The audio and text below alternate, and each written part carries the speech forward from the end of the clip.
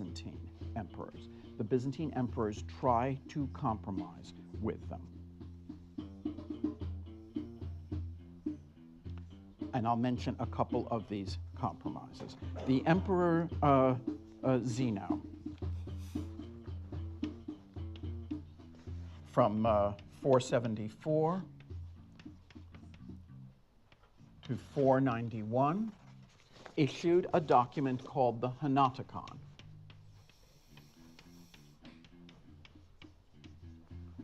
We're back to emperors, we saw as far back as Constantine, emperors trying to intervene to solve religious controversies, right? The Henoticon says one of the Trinity was incarnate, and we're not going to discuss it anymore. So first it says this rather non-committal statement, one of the Trinity was incarnate. And then it also outlaws any further... Okay. I'd love to listen to this guy all night and all day to fully understand the history of Europe. So fascinating. And I feel that it's really worthwhile to understand, because if you don't, because by understanding it, it tells us why the world is the way it is today in so many ways. And yeah, I think we need to look right into this history. And this guy gives you a pretty good rounding of what, from 0 to about up to 10,000. So that's really interesting times. There's lots going on. So many kingdoms and so much battles and conquering, and it seemed like a mystical time, a very busy time. Would have been good if you were a warrior or you're a leader or a druid or something like that, living in those times. I think obviously it'd be life and death, but if you were suited for that world, I think you'd really enjoy it. It's like playing the adventure game on a computer, where you're actually really living it. Hell yeah, that would be pretty cool. But you'd have to be cut out for it. Yeah, because it's survival of the fittest. And not just in brawn, obviously in brains as well. Yeah, it's you wonder how you would go in a world like that. You guys ever? Well, I remember there was a movie called Westworld, and I had the videotape, and that really, I don't know. Somehow I thought it was pretty amazing, because you could go to different worlds, like theme parks. Like Westworld was one, Medieval World was another. But you could go into these worlds and live that experience, because there was robots that were acting like that. They were the actors, and you could shoot a robot, and yeah, you could. I think you could make love with the robot if you wanted. So everyone's fantasies can be met. Yeah, so you can go and hang out in Medieval World for a week, and swap over to Westworld, and have all different worlds. And that sort of leads me on to this idea, with tribes, is you have these tribes all over the world. They're all based on a certain structure, right? But they're all different. They're all different worlds. They're all different, the cultures of the place they're in. So each culture can shine their world, their cultures, because there's so many different cultures. So many. So yeah, and then you can go to that world and experience it. and it's a healing world. It's like a healing tribe. So it's like a fantasy land. You go into it, and it's like a different vibration. And it's like a different world. But it's suited to that culture. But it's got all the healing modalities and the dance and the singing and the musical instruments, all their cultures. So then you can go there if you want to learn to play the sitar. You fly over to the tribe in India. That would be cool. So yeah, every tribe becomes unique, but we're all one big family because we all have the same passion, the same dream in mind.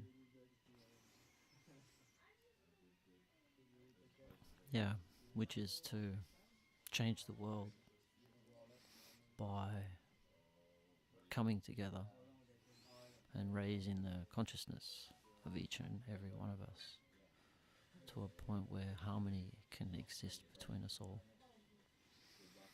And that's how we do it. We do it in these tribes, and we show others how the tribal life is possible in a modern world. Like we can do so much cool stuff with the modern to incorporate into the tribes. Hey, gents, can you turn the kettle off?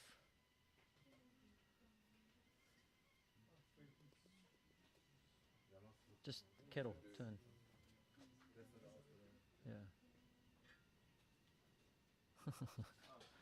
That seemed difficult, but he got there.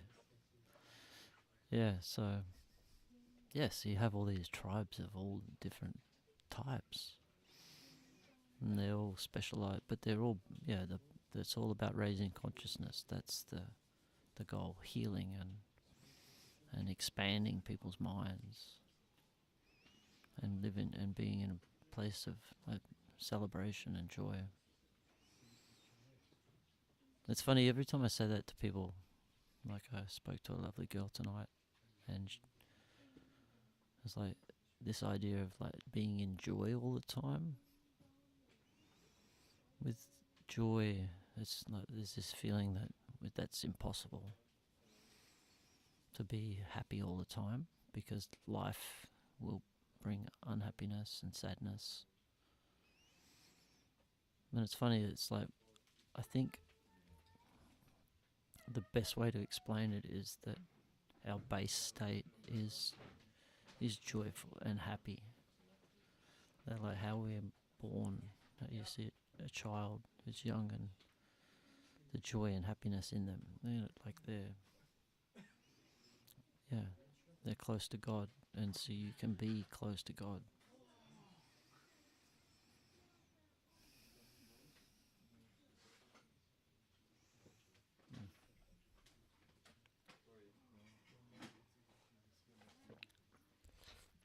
Hey, can you put that speaker just over there?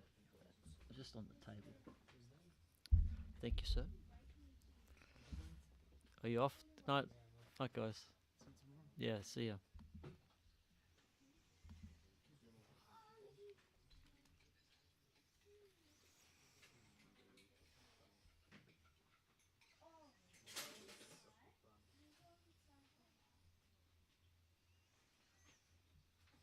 I'm just looking for some music to play in the barn here.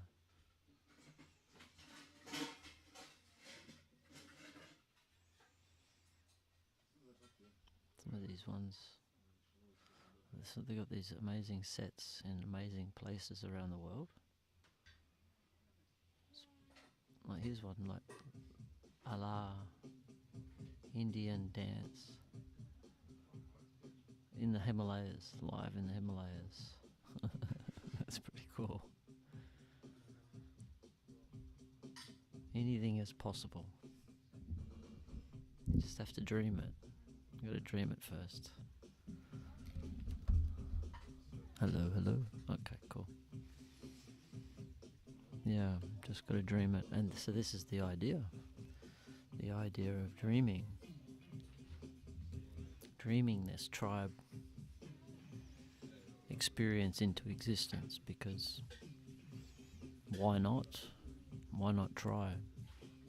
Why not make it happen? Because I don't see there's any solution. I don't see anyone suggesting to do anything different, right?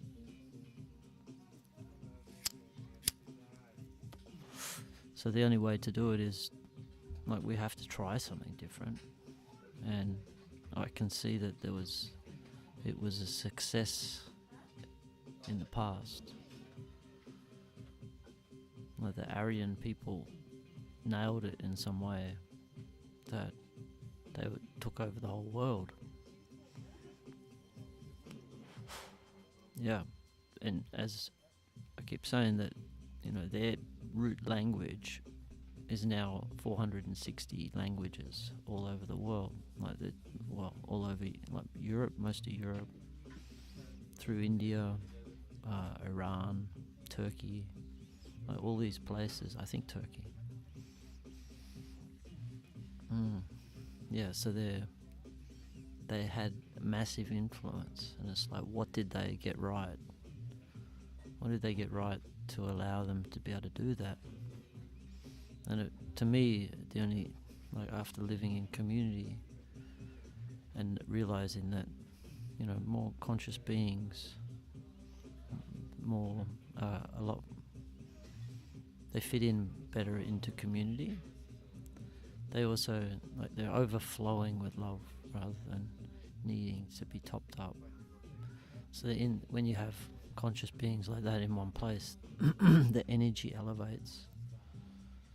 So you have to have that spiritual component to a tribe. It's a really important factor, and so you create different events that allow for that, bringing the family together and having spiritual experiences, like dancing around a fire to awesome music. Doing a ceremony, like a plant medicine ceremony together. There's all these methods you can use to bring the harmony.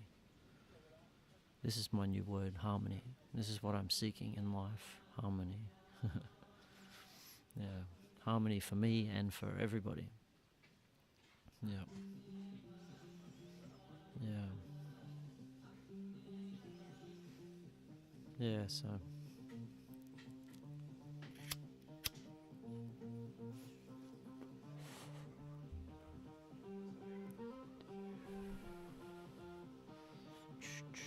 I'll put this speaker over here, you can hear the music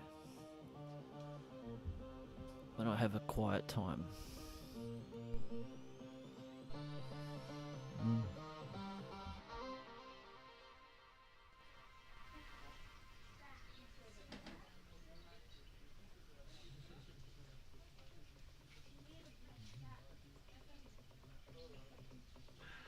Cool. Some nice bit of silence there.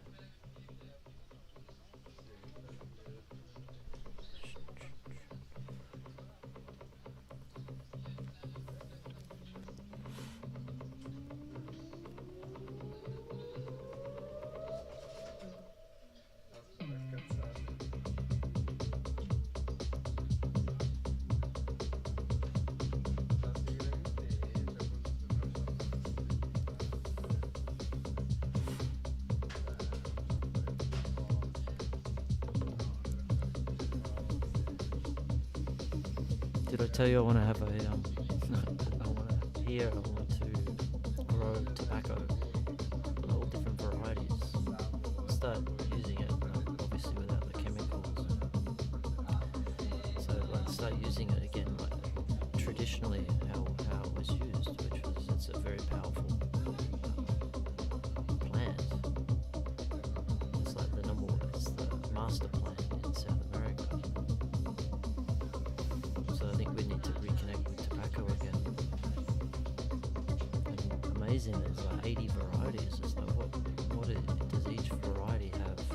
What qualities that you can utilize? You see the difference between like just two cannabis plants, two types, and how they intermix. So what can we do with tobacco? There's 80 varieties, and I'm sure they interbreed. And then you could grow all sorts of amazing remedies. I'm sure. Let's do it. Let's do it. And then obviously cannabis as well. Like, I'd love to have a big business where you have all the different plant varieties and you try and finding different strains. For me, I utilize cannabis to meditate. I have really since it's probably maybe 6-7 years ago, where I had some canna butter and I was meditating, and I had this like a kundalini experience, and that was my sort of like wake up. Was like, well, okay, there is something here. Like there is things to keep working towards, like spiritually. Just keep learning, keep opening up.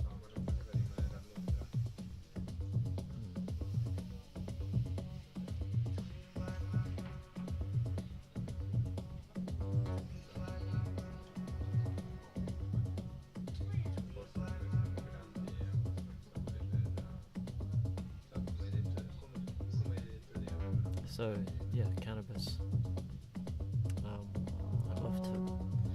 So then I use it for meditation. Like drops me into deep space, like really deep spaces. And now I've been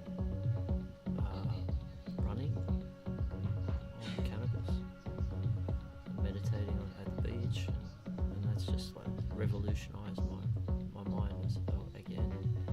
So I'd love to like grow cannabis and then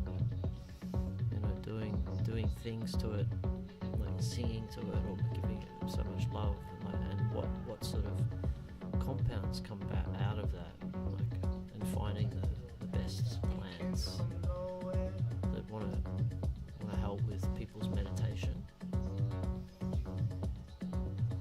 To me, that would be amazing, because Shiva, the first yogi, he's always seen with cannabis. Like there's a magic in the cannabis that allows us to expand our minds, and it's been used by me. Like I'm the guinea pig, and with an intentional purpose of expanding my consciousness, finding the truth of what it's all about, and following lots of spiritual paths. But I've always used cannabis to help me drop into like a meditative state.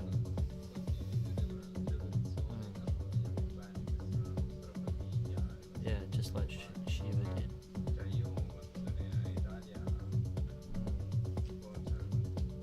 So there's lots we can see from history. There are little clues as to how do we evolve our consciousness.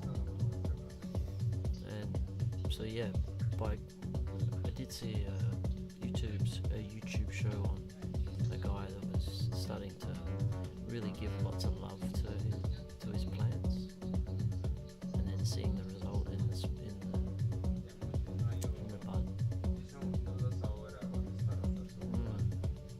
Yeah, so much, because I definitely believe like these plants are sentient and they're feminine, and so you grow them with that feminine love, or maybe like even as the male, you're flirting with them and you're romancing them. That could be interesting. Yeah, I believe everything is sentient. So, and I've had mushroom experiences where I've connected with the plants, like a papaya tree and a banana trees. It's just like that feeling of knowing each other.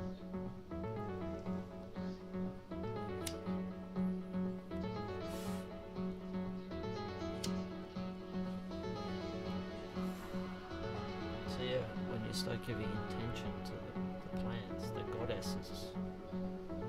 What do they show us, you know?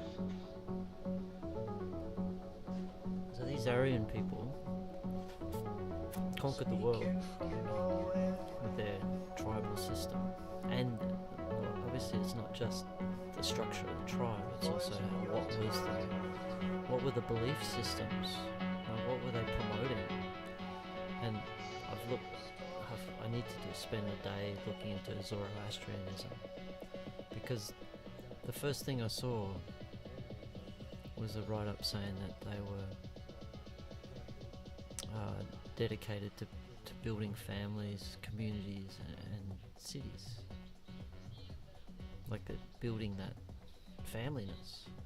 And the Zoroaster, who was the prophet, his main catch was good thoughts, good words, good deeds. And it's so simple, but like this is what I see in like living in community. That's what you need to have for the community to like be in harmony. So these guys, this Zoroastrianism religion has been like, heavily persecuted. It's been tried to be disappeared, I believe, but the Persians held on to it. So I don't know how many Zoroastrianism or Zoroastra followers there are now. It'd be fascinating to go and learn from them, because I feel like they had a system which was the Aryan system. Like this Zoroastrianism is in 4500 BC, so it was pre the that's a bit better. But yeah, it was pre the like monotheistic religions. They say it was the first religion that preached for, like, believed in one God. Yeah. But you know, the interesting thing of what I read into is that one God is all, right? It's everything. It's like so it's what you know, we're all one. We're all one God, like that. That's what they say. But then they say there's smaller gods of like good and bad, which is light and dark. You know, good is wanting to rise in consciousness, expand, learn more about the universe, truth. Pop, pop, pop, pop. That's light, and dark is removal of that understanding of the truths of the universe.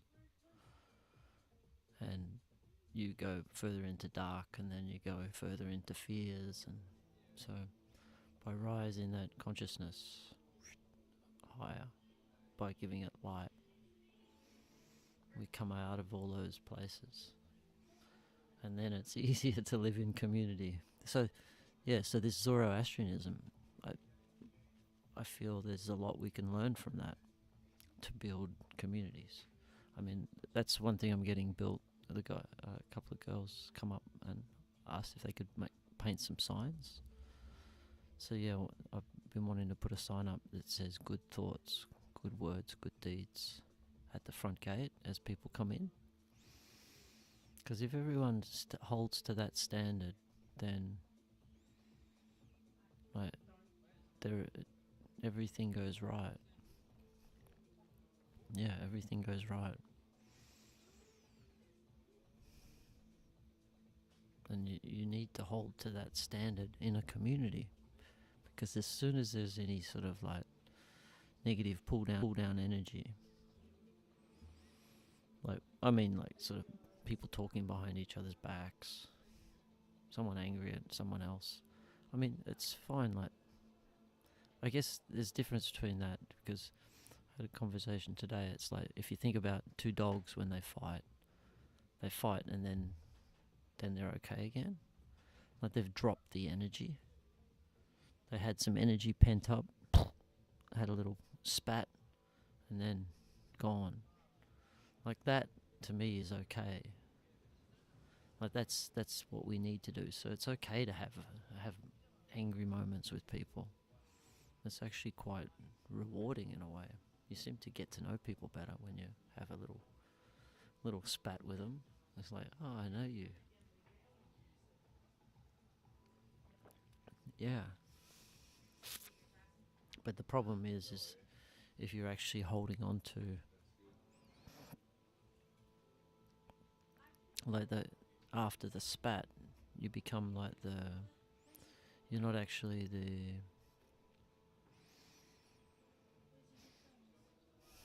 the two dogs letting it all go and becoming friends again. You're this other entity that is just holding on to that. And that's when things start to go wrong, because then the bad thoughts come up, the bad words, and then even bad deeds. So we have to keep those high standards of expectation. Like this is like what I see in community. This is what causes the failure of them. And you scale it up to a village, because the requirement for it to be so close knit, for it to work, for there to be harmony there, you have to attain that harmony, and then you got to hold it and guard it with your life, right? Mm-hmm.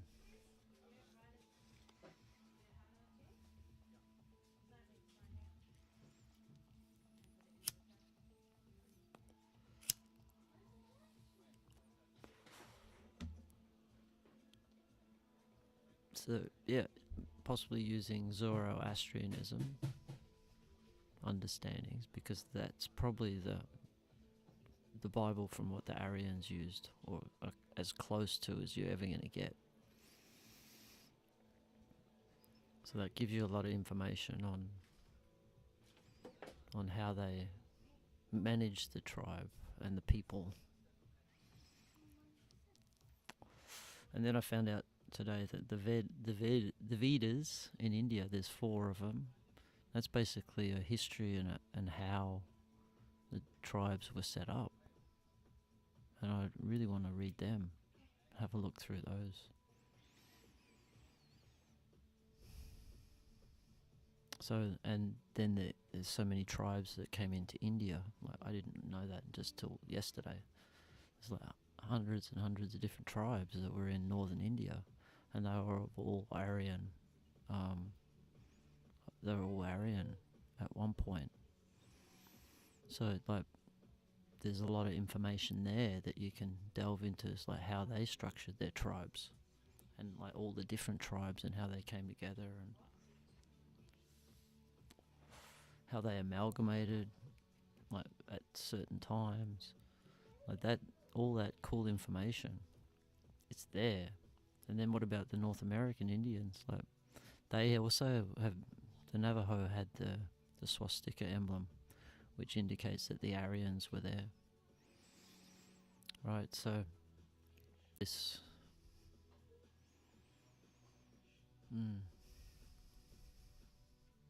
got this system that is still in different places, like little bits of it. And it's just a matter of piecing the whole system together again. And that's where I'll talk now about it as well, because it's a really interesting thing. Is like, what I realized is the swastika emblem. It's simply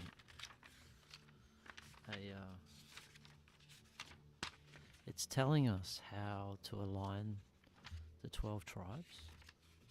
Just going to find, this is, because I think what I believe is like the 12 tribe system is an optimal system, and when you incorporate all these beliefs and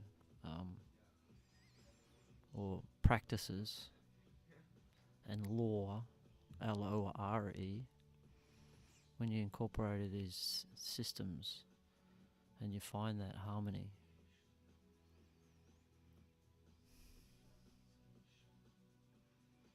then So you find that harmony, then you want to share it. You want to share that model. So I believe like this model is actually, I don't know if you can see that. Like this is the symbol, but you've got 4 legs, and because of their system, they had leaders, warriors, farmers. So you've got a whole tribe that can break off at any time, but you've got the leaders and the priests in the center here. So I mean, there's no square in the swastika, but I've just drew that in.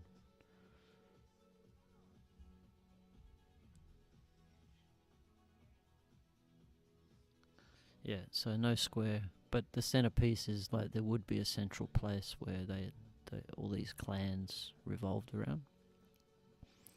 But the beautiful thing is this emblem is showing us how they moved out, because they're not all in one place. They're all slightly separate. Like they're all individual. That they have the ability to break off if they need to be. But they're all connected. So that I found that really interesting. If you think of that emblem in this way, it starts to make a little bit more sense. So yeah, please, I'd love people to look into it further, because it is the most outlawed emblem now. So there must be something in it, right? Because I could never understand why it wouldn't be, like, I couldn't understand what it meant. Why would they put it everywhere?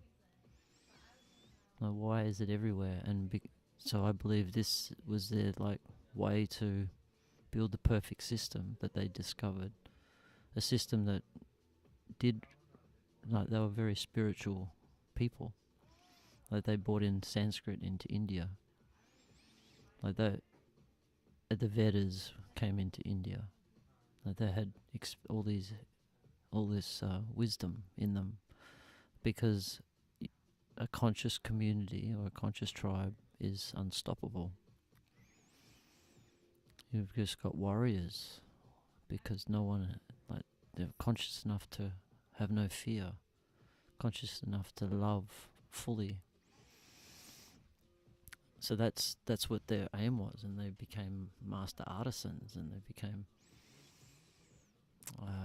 master horsemen and master archers, and yeah. So this perfect system, which was what really we should be striving for with humanity anyway. It's like, how do we give people the truth that they need to be able to live a harmonious life? And one is for them to find their passion, give them something that they love to do. That's a big one. Give them a will, a will to live. Give them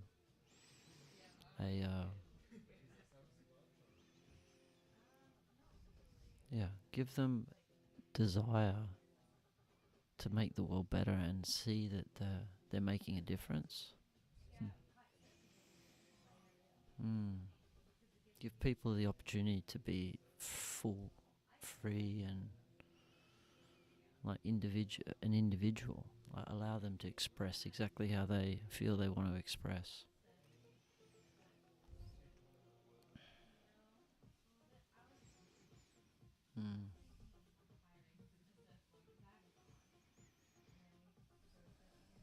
Yeah, total freedom. Total freedom.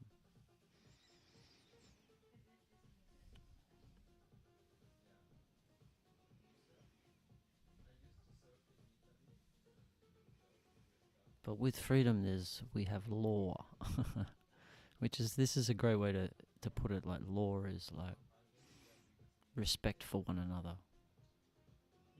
Like, the law would be, not to talk negatively about people. Sort their shit out together. Confront someone, talk to them. don't talk about it and stir shit up. Like that, to me, that's law, but it's not. There's nothing written down. A handshake or a verbal, handshake is a trusted agreement. Like you have respect for one another. But that's law. But you can't enforce it. That's what naturally comes when people are all on the same vibe, the same tribe. They're all in the same tribe. Like that, because that's, I think, a very important aspect of community or tribal life is the family nature of it. You have to be united. You have to be united.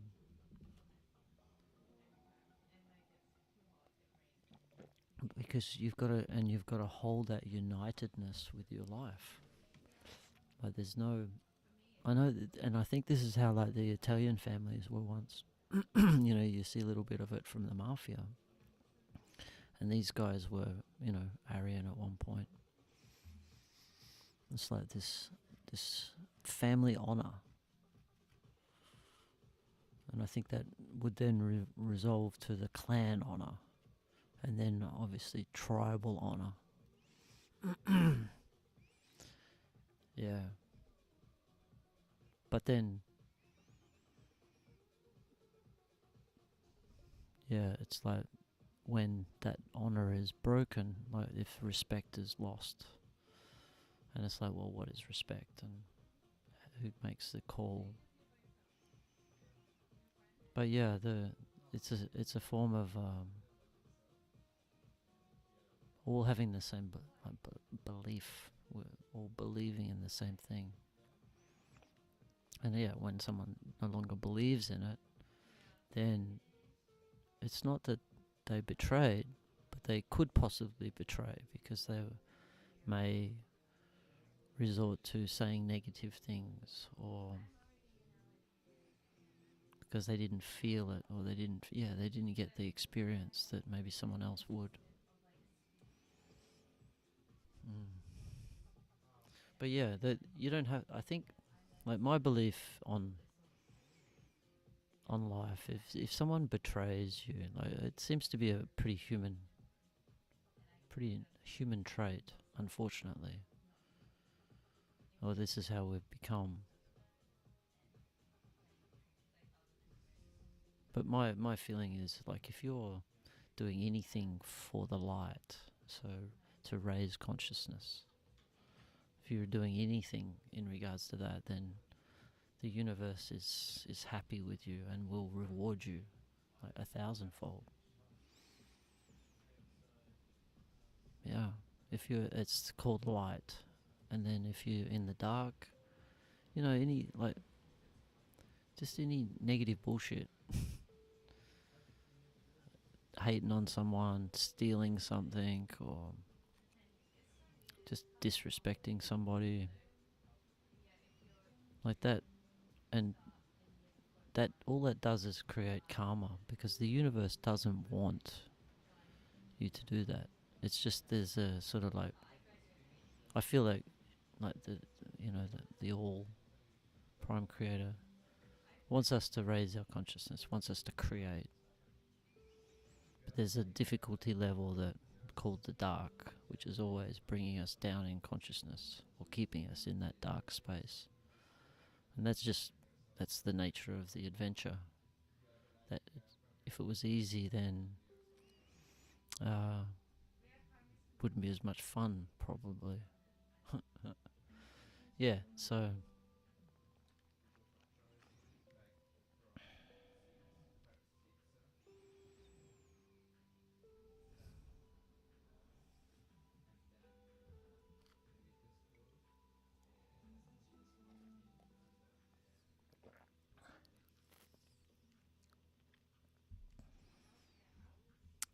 anything that is expanding consciousness, all good. Life is good. maybe have its challenges, but it's still freaking amazing. Where the light, if you take that dark path, you're choosing to be ignorant, right? You don't want to learn. You're not open to truth, because we have been given a lot of information that's not true. And so sometimes, like, we think we're raising consciousness, but we're just confusing people with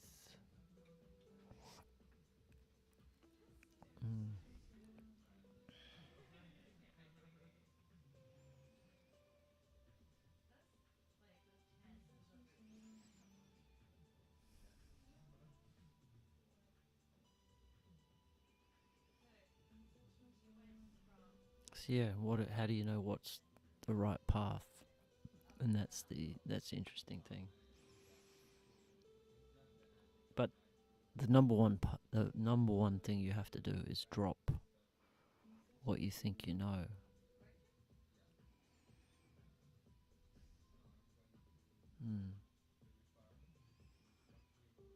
Because ultimately, pretty much, I believe pretty much everything we've been told is incorrect.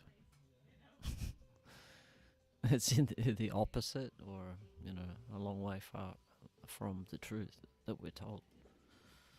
So it's like you have to eliminate all beliefs, which is difficult for our minds to comprehend. We rebel against that idea. Osho was really big on that. He would always be breaking down people's beliefs, because I understand why now. It's like, because there's so much that I think has been twisted, but then there's so much we haven't been told. So it's all like really hard to get a true picture, and so then we get off track. Even like, it's funny, yeah. Even like Buddhism, I don't think is fully on the right track. Like, it's a beautiful track, and there's a lot to be gained from it. But like that spiritual evolution track, it needs to involve women. Like, it has to.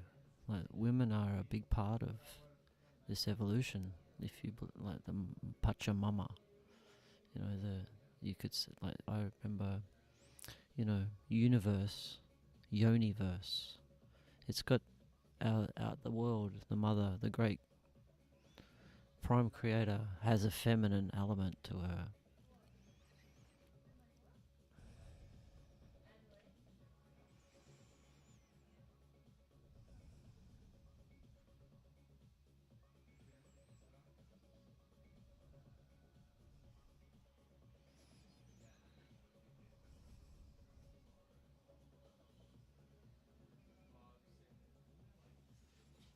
You get the speaker.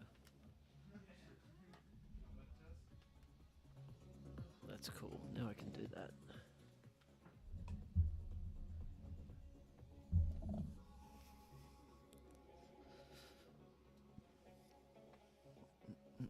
I'll put this speaker on and see what it sounds like. Whoa. Sorry, guys. Maybe I'll bring this. It's a good speaker. It's a like 180-degree mic, so it picks up sounds from everywhere. But it's good when people are chilled back in their chairs, because you can hear them quite clearly. Here we go. DJ's gonna play some good tunes.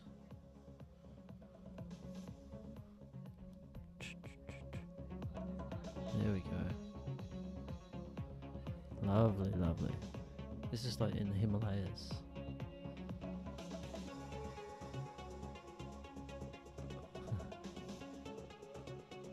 I love how DJs, it's a performance. They've made it a performance. You have to be a performer. as a DJ.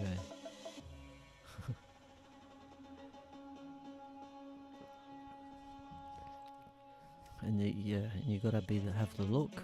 You gotta look the part. It's pretty cool. Just saying to some guys earlier about, like when we dream about what we want to do in the world, it's like the guys are saying, "Oh, I just want to have enough money to just get by, be able to travel it around. I want to do my passion, but I don't need to make a lot of money to do it. Like, I just want to be happy," and that's awesome. But one guy Paul was saying that he's a photographer and he does a free diver as well. And that's what I was just saying. Why don't you, become get on TikTok or Instagram, or get your photos, like start taking it. And he's like, yeah, I want to take photos and put them online. It's like, yeah, and it's like, well, what is the ultimate job? And for me, like, the ultimate job is a job where you can go anywhere in the world, to do something that you've created, and you can explore that area, explore those cultures, but you can still do your job. And for me, like, that's podcasting, that's TikTok, it's Instagram.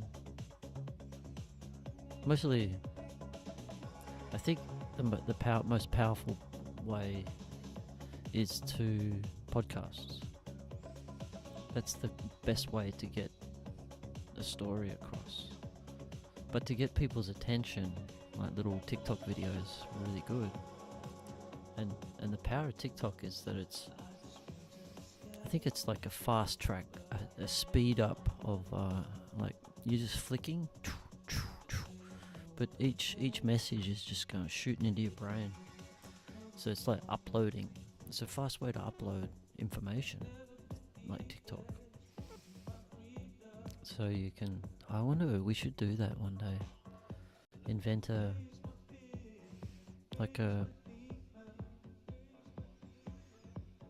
little, because how do you evolve consciousness? Like, you got to get people through different stages of understanding. So you just have like a TikTok account that has messages, and starting at the most basic messages. How do you wake people up who have just started to question their reality? And you just have little little wisdom quotes, and people just get on there and they just flick through them. Honestly, that's a fucking good idea. Hell yeah. And maybe you could do it like out to the world, so like people meme it, start making them. Like these TikTok videos or accounts that they've just got these wise words, and it's like a natural progression into more deeper stuff with a little bit of education probably as well. Because you could start at the start of a spirituality and go all the way up to the highest levels. It's interesting, like, I've realized that truth comes on so many levels. So you've got to be talking about, especially when you talk to somebody about truth, you got to like know what level you're talking on. And like, as an example, if you're having a discussion with someone about someone stole something from you, that's one particular truth. That's the level where, there are people that steal things, and there's many reasons why people steal things. So you could be offended, or you could get on that level. It could be scary. You could be fearful. But then if you're on this higher truth level, quite near the top, where you realize that that consciousness is like one, It's like one energy, one life, one God, and that we're all connected to that. Like, I love the idea of the waves, little waves in a large ocean. Like, we're those little waves. Every form that pops out is a wave. But we're all still connected to that great vast ocean. But we're also still connected to each other as well. And then you start to go, oh, okay. Like, if you're coming on that truth level, then you can start to see, you become more humble, you see compassion, a lot of compassion, to allow people to be.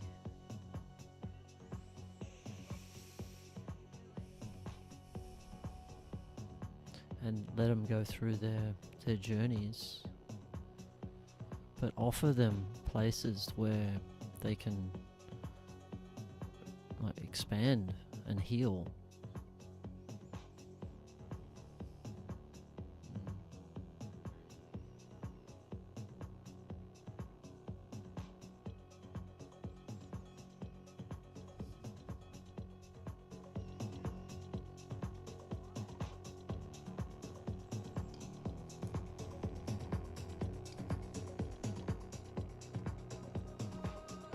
I really want to go to Kathmandu. Not Kathmandu, I keep saying that. Kathmandu. Obviously I need to go to Kathmandu. Yeah, obviously need to go there. I keep saying it. So I meant to say Kashmir. So Kashmir. And it's in the Himalayas, in a valley. It was very much a point of... I think it was part of a central place, like a meeting place of India and from the Silk Road. So it was like a very wealthy, opulent place. And I'm sure the Aryans were there as well for a long time. But that's the interesting thing, around the 10th century, there was a whole heap of amazing gurus that, like, it seemed like there was a thriving amount of culture and spirituality, and it seems like it was a pretty amazing place at the time, and like they flourished on seeking spirituality, like flourished on consciousness expansion. So there's a guy called Abhinava Gupta, and he's like seen as one of the great sages of India. But I don't think many people have heard of him. But he supposedly was born of a yogini mother, who the mother died at childbirth, I believe. And then the father was a yogi, and the father raised him, but he was in amongst all these amazing other gurus, and so he had scholars to teach him many things. And so he became this great scholar. I wonder what scholar means. I have to look that up. Scholar. So master, great masters, many masters, and then he started to amalgamate that knowledge. So it's Shaivism, so worship of Shiva, and like there's the Shiva Sutras, which were written, I think, before Abhinava.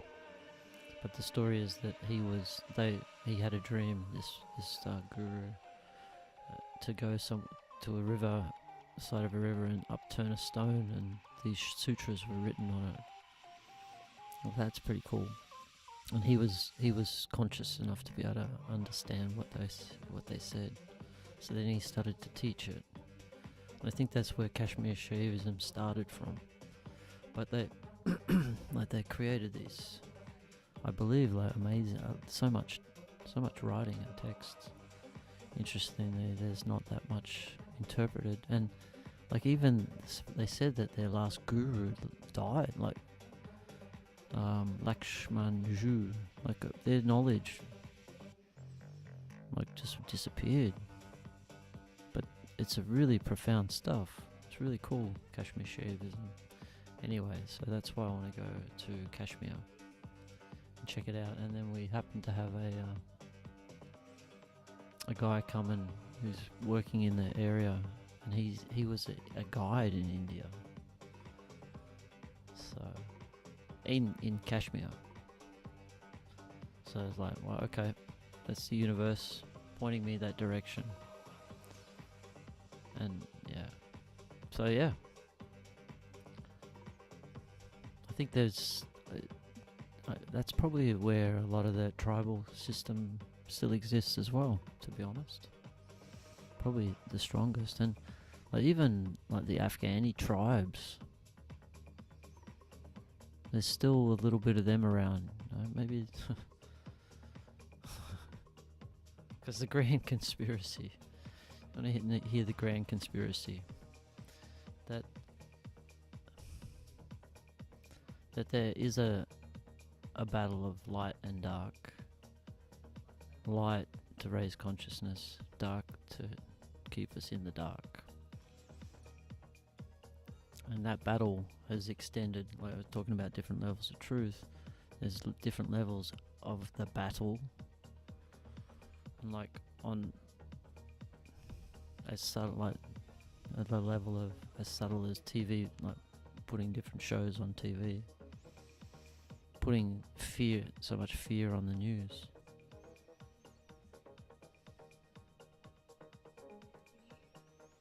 Like that's subtle warfare, you know.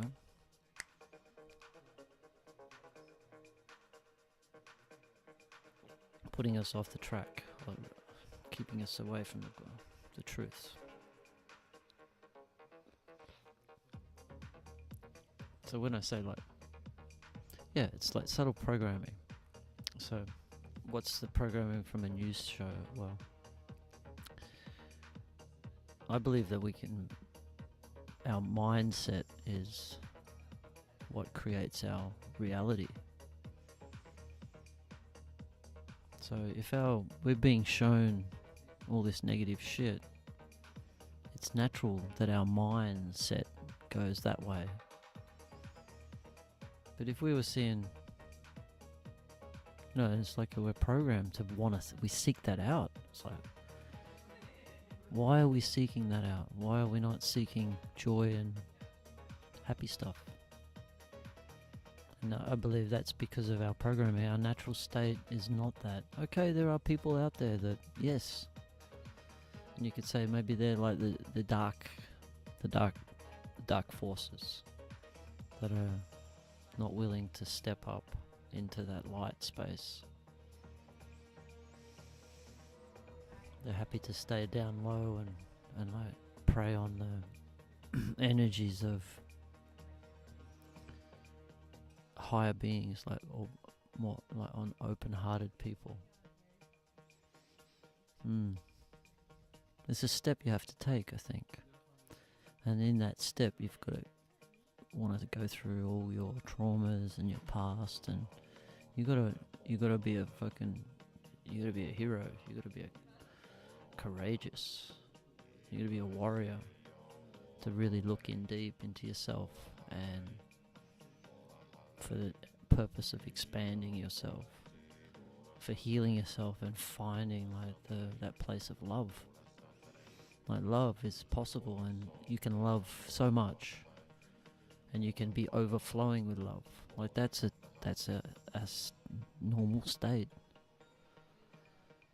And it's funny, I talked earlier about like this idea that when you speak like that, it's like there is only that perfect state of joy and happiness.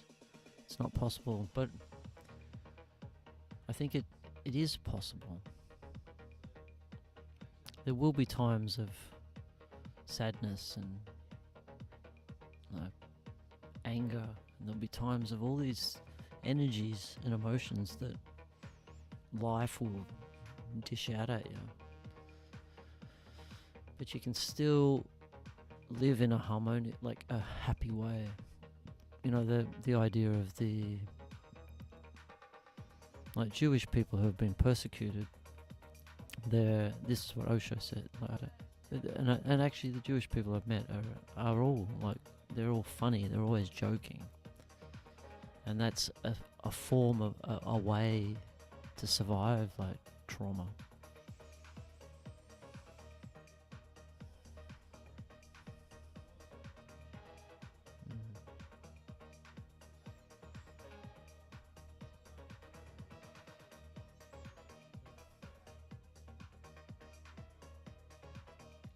Alright, I'm gonna just go and put some the kettle on. I'll leave you with some music.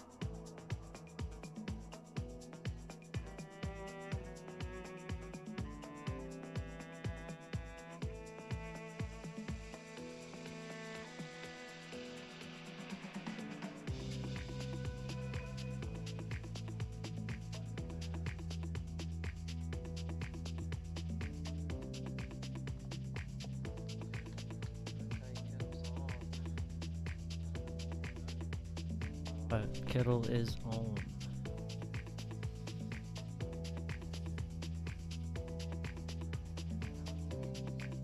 Alright, turn some music off now.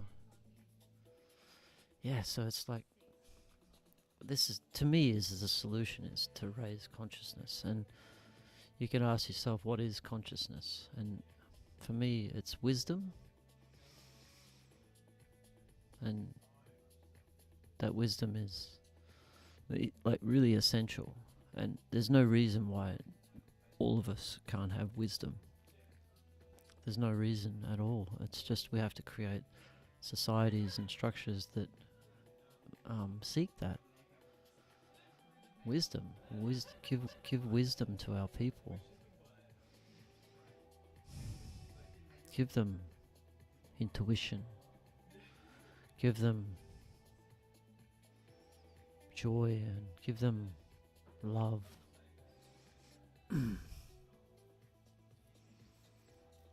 There's no reason why that shouldn't be that way. But there is a reason. It's because there's this dark energy that doesn't want it to happen. And I feel it happened in the past. There's many clues to that with these Aryan people. Right? Many clues, and it's all over the world, and so we've just got to find those clues and piece them all back together, and then we build them,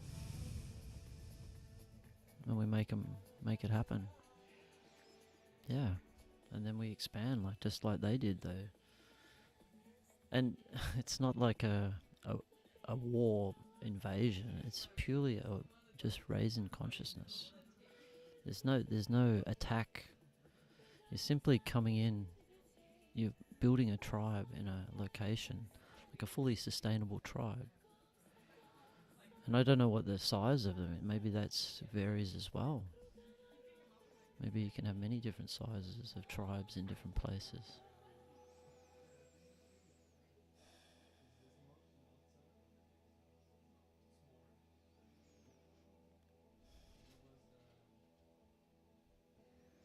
Alright, 1 second. Снова вдребезги нас не починить. Плевать, ведь наши дети будут Лучше, чем мы,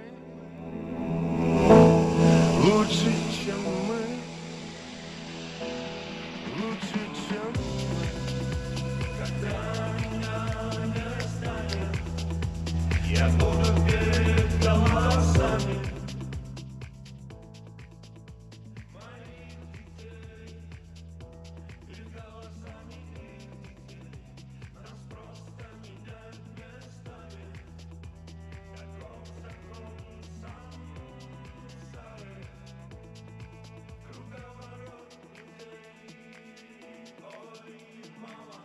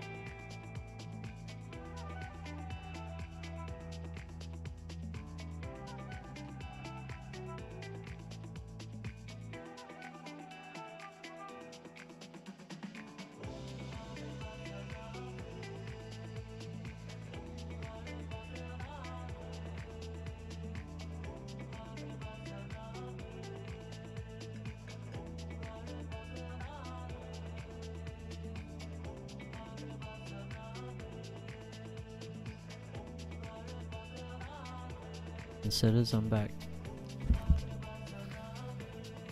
It's pretty cool. I like this. I like this setup.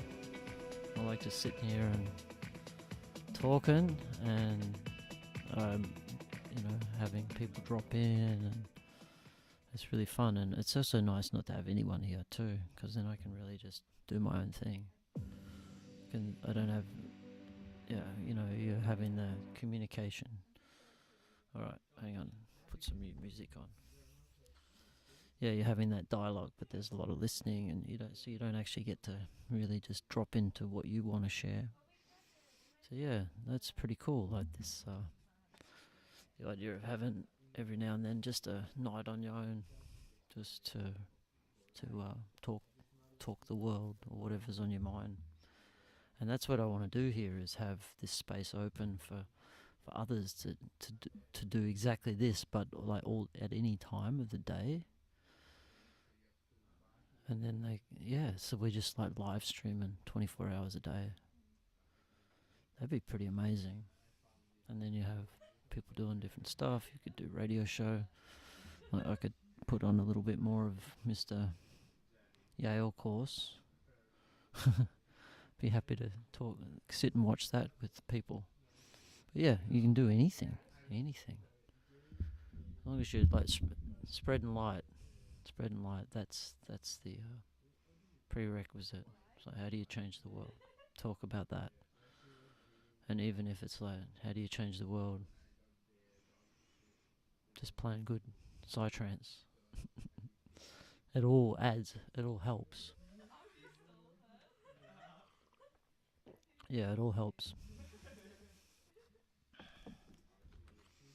Alright, what are we going to listen to? We so live in fortunate times to be able to play music of all varieties.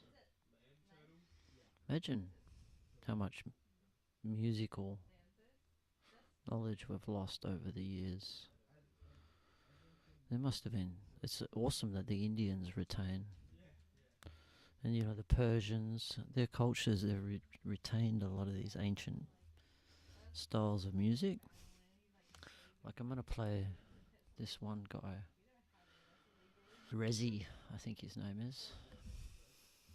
It's just like this instrument is like so magical. Muhammad Rezi. Muhammad.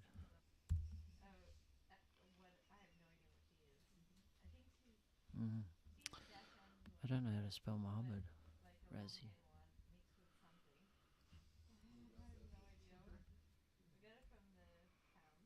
Razi.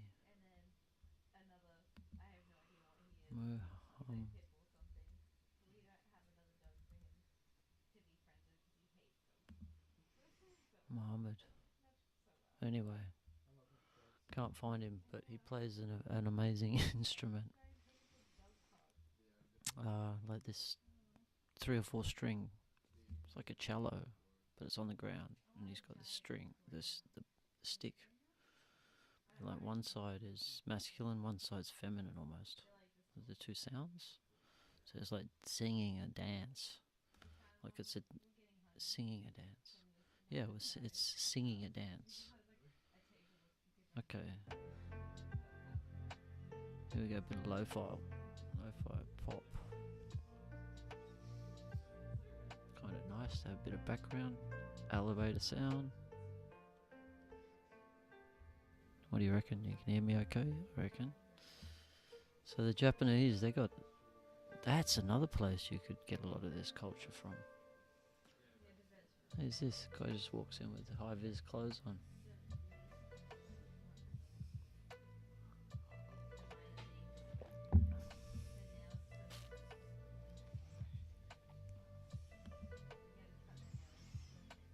Oh, that's one thing I gotta go and do is like refuel the generator.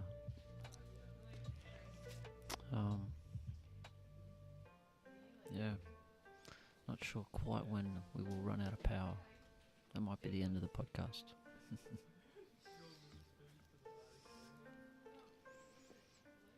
So yeah, Japan. They must, because they're the Anu people of Japan. They're like they said they were the samurai of the Japanese. So maybe they had a bit of Aryan clan as well. Let's see if the Anu, I sure is Japan.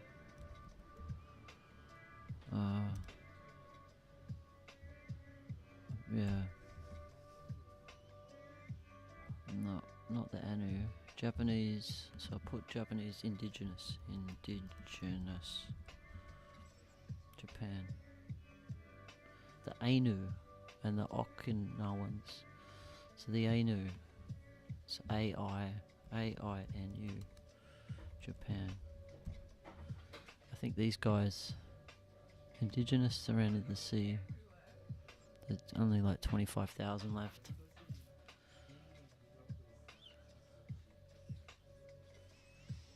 So they, yeah. But yeah, what's their history? You know, like it says they were mostly hunters and fishermen, migrated. But there's this story that these guys were the samurai of the samurai class, or the warrior class, which would indicate that they were from a particular clan.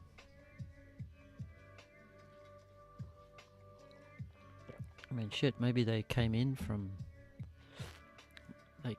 across the strait. The Aryans got there.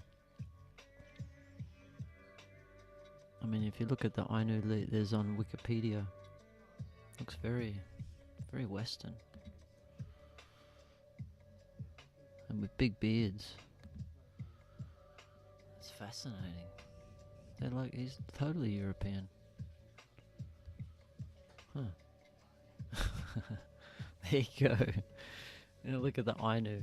A-I-N-U. How did they set their tribes up? But yeah, I think it goes back into this like caste warriors system. That there was some of these clans, like the 3 of the 4 of the 12 clans, 3 or 4 of the clans would have been warrior clans, warrior caste. And then you've got 4 of the ruler and the priestly class, and then you have 4 of the farmer artisan class, like clans.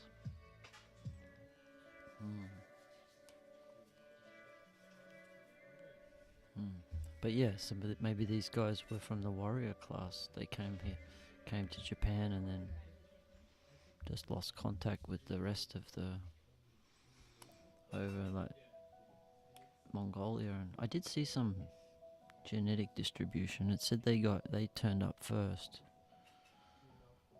but I'll question that genetic work. So look at this. In the 18th century, there were 80,000.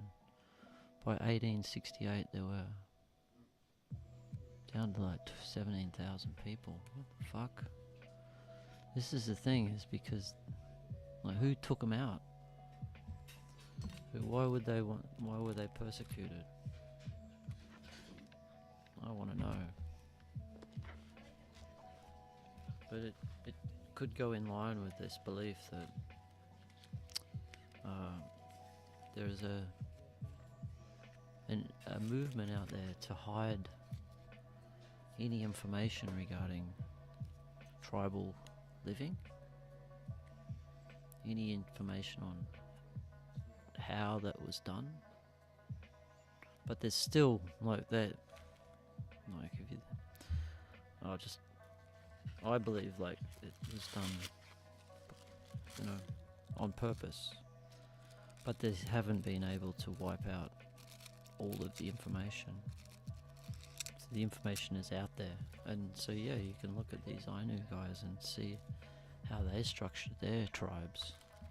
What are their customs? What were some of their cultures that they still retain from the past tribes, the Aryan tribal system?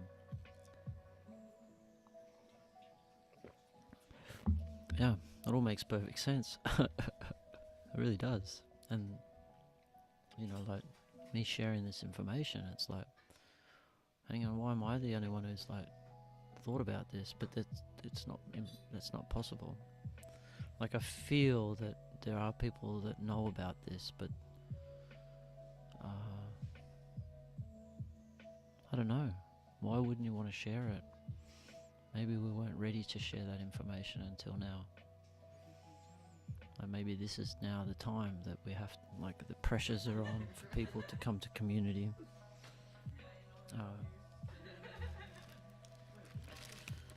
All the pressures, and even just from building a sustainable place.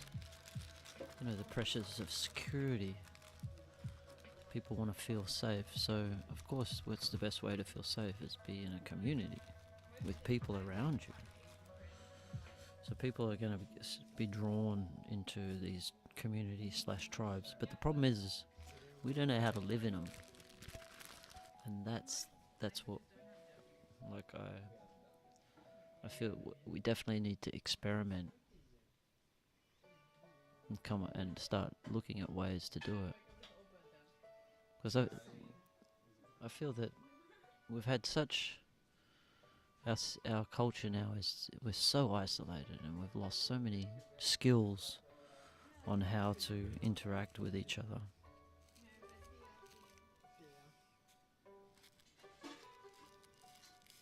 So many skills on how to interact with each other. And so, like, we have to start again. And the way to do that is like little like villages again. Go back to the village. Build the family, the connection of a village. Yeah. And then we can start to expand out from there once we've got the harmony in the villages. so the villages become, you got your 12 villages, but they just get larger and larger. I guarantee that if we look back in the past, and archaeologists haven't been looking for this 12 village or 12 cities structure, I guarantee there's archaeological evidence where they were all interlinked and they all specialized in certain trades. And yeah, I'm sure.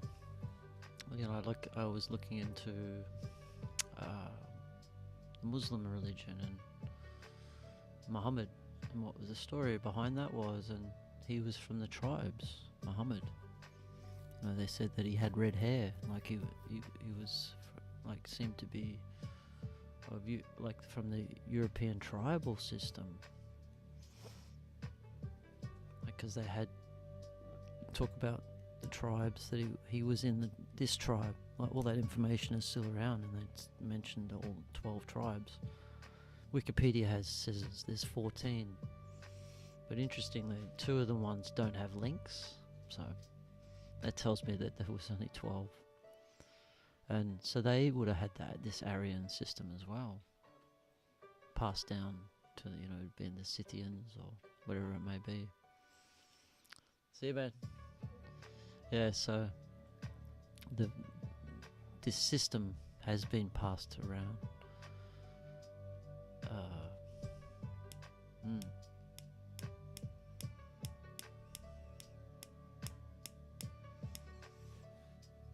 You know, I'm very open to being wrong. Very open to maybe seeing a part of the truth, but not seeing it all. Like, I'm very open to wanting to know more. I really want to, and like I see myself as a truth seeker, so being that truth seeker, always questioning everything. And I even made my name.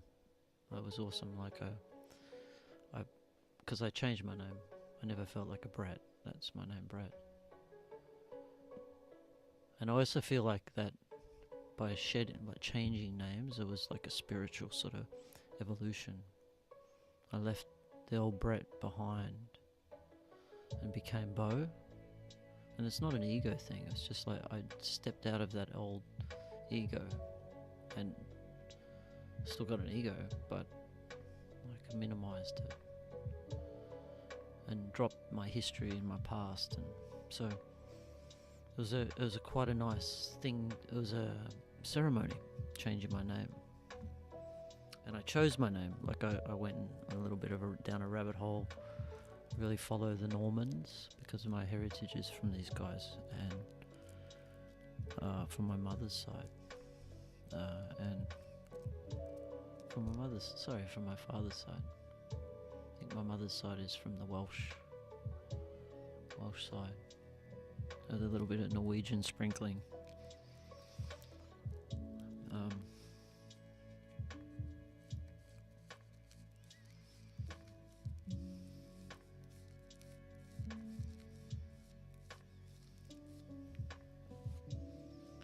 Just trying to think what I was going to say. Lost it. Talking about genetics.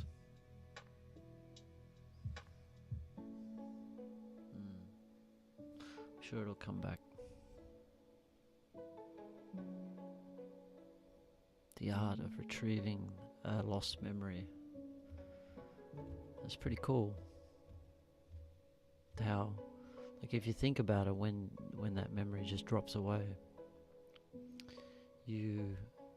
I believe like it's a no mind state. There's no mind. You've just dropped it. So there's no past. There's no future. There's just like emptiness. Even the thoughts have gone. Everything's gone. Like your mind has just stopped. And that's actually meditation. That's bliss. But when you, like we all do it, it's like that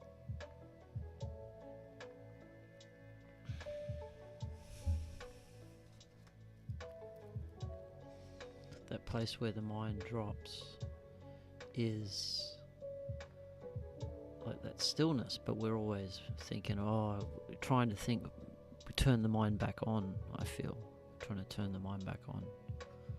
What we should actually be doing is just allowing that silence, not feeling guilty because you just forgot what you were thinking. It's like, take in the silence, downloads incoming. It's like mind cleared. Okay, what am I ready to receive? Yeah, that's a cool way to do it. Yeah, and then just embrace that you've forgotten what you were going to say. Totally lost that topic. Maybe you didn't need to say any more. So yeah, that's what I've been practicing. That form of witnessing.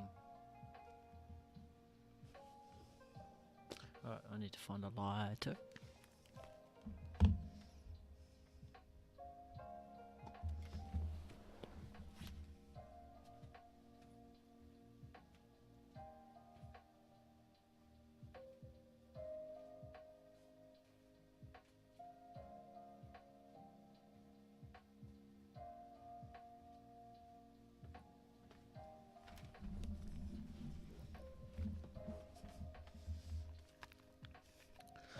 Oh man, I could talk about many things. I've been lucky enough to be like in many like amazing relationships with women. Pretty much from the time I was able to have a girlfriend, I had a girlfriend. I love women so much. But I'm not an expert on women, and I have a lot to learn. But I love to learn about treating a woman like a goddess, but also standing hard on at times as well, like being the man. And so that balance is really interesting, and especially with the way the world is where we're at now, because I feel like women were held back for so long, 400 or 500 years, probably longer. Like I believe like the Aryan expansion brought equality to women, believe it or not. That's my gut feel, because the Scythians, like they've dug up princesses, and beautiful hair down to their butt, like with tattoos, and like these women were adorned with beautiful clothing, and like they were revered, and they were able to be queens. So there was a lot of equality there.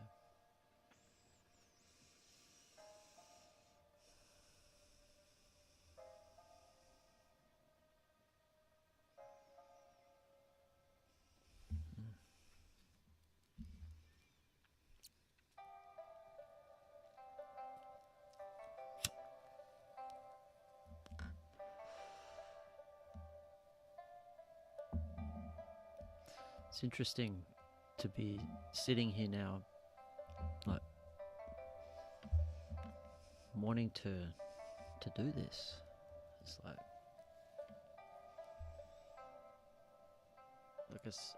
what I have got to this point where I feel like I have information that I can share, that we can change things.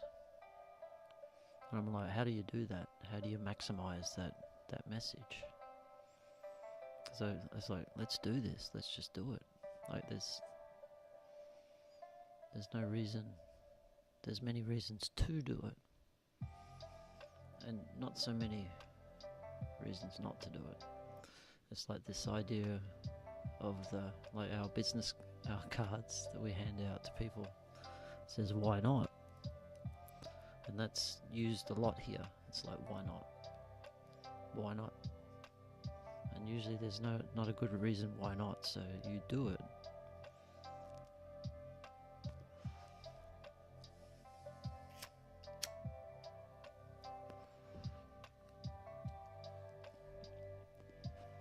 Yeah.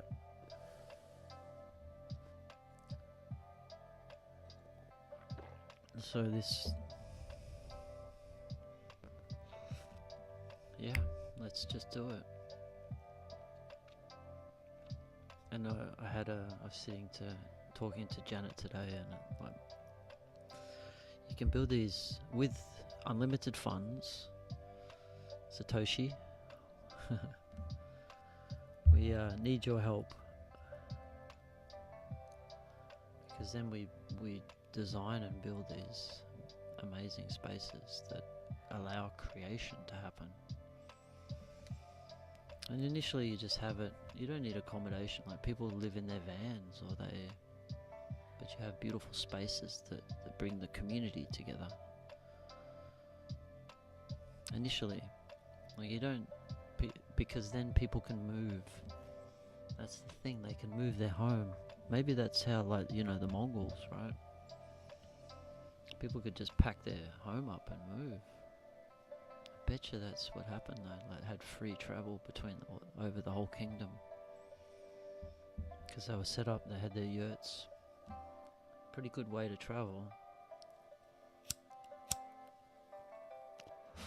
Come to think of it, it's like, why wouldn't we do that now? It's like, you could even just have a horse and cart, and you have your yurt with all your possessions on it, on a trailer, a cart, and you just roll around.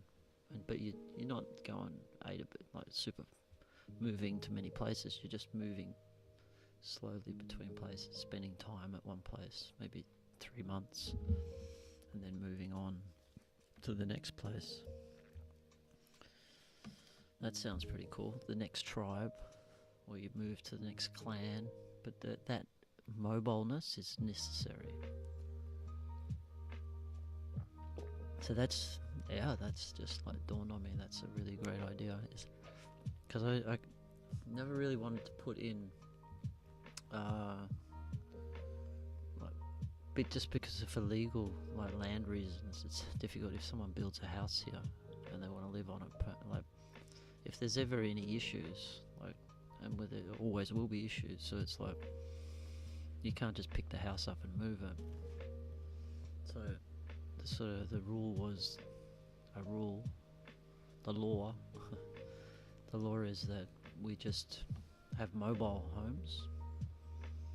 But you know, we've gone to these huge mobile homes, but why not go back to the yurt? Fuck. Because they're beautiful spaces. They've got a fireplace in them. Fuck. Like, why would you live out of a van when you can live in a yurt?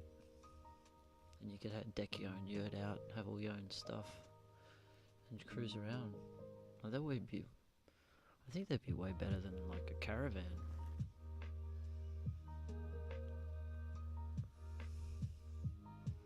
But yeah, you probably need a large trailer to tow around. But obviously the Mongols come up with a pretty good way to do it. So yeah, we can look at the Mongols and see how they did it. Even the American Indians, I'm pretty sure. They say they didn't get horses until 1600s or something with the Spanish. There you go. That's a question mark in my history book.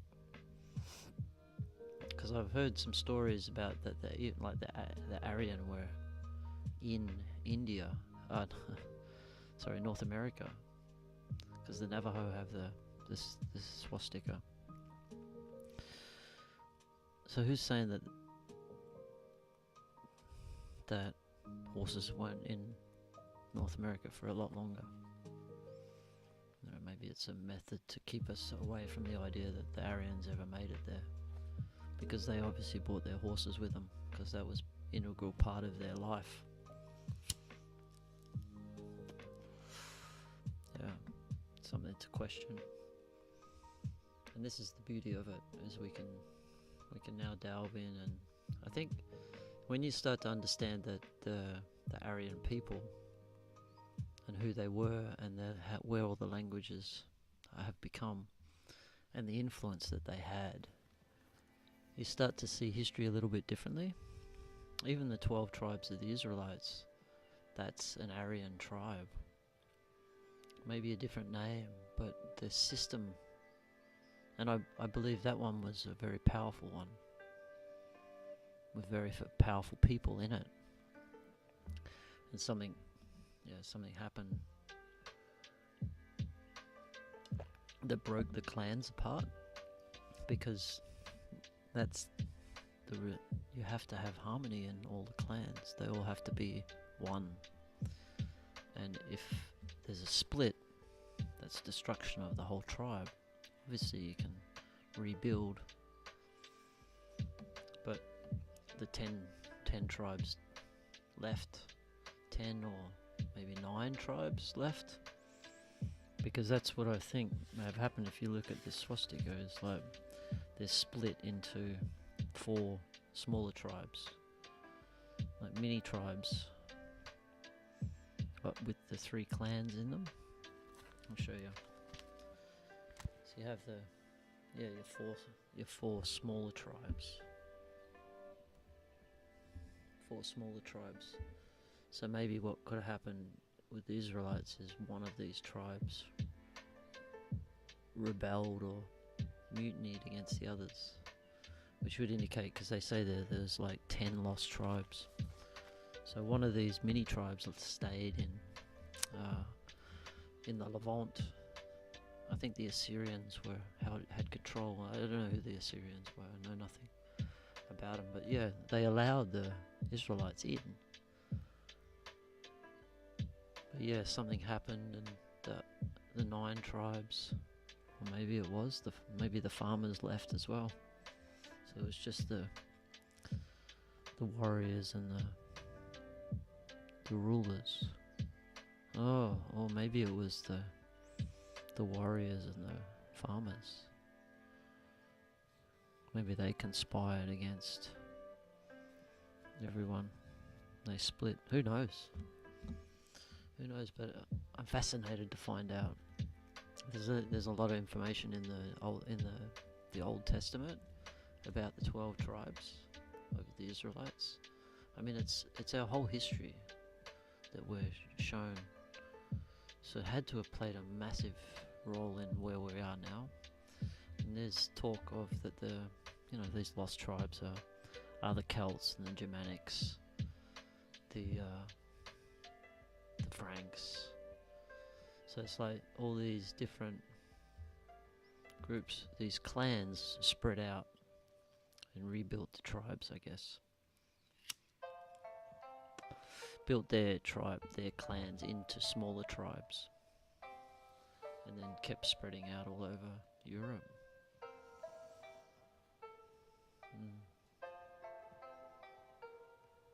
It's like the idea, like royal blue, it's a sapphire. You see that in a lot of crowns. Like that was the stone for the which clan was it? The Benjamin clan. But Benjamin is also related to the October, which is the judges. So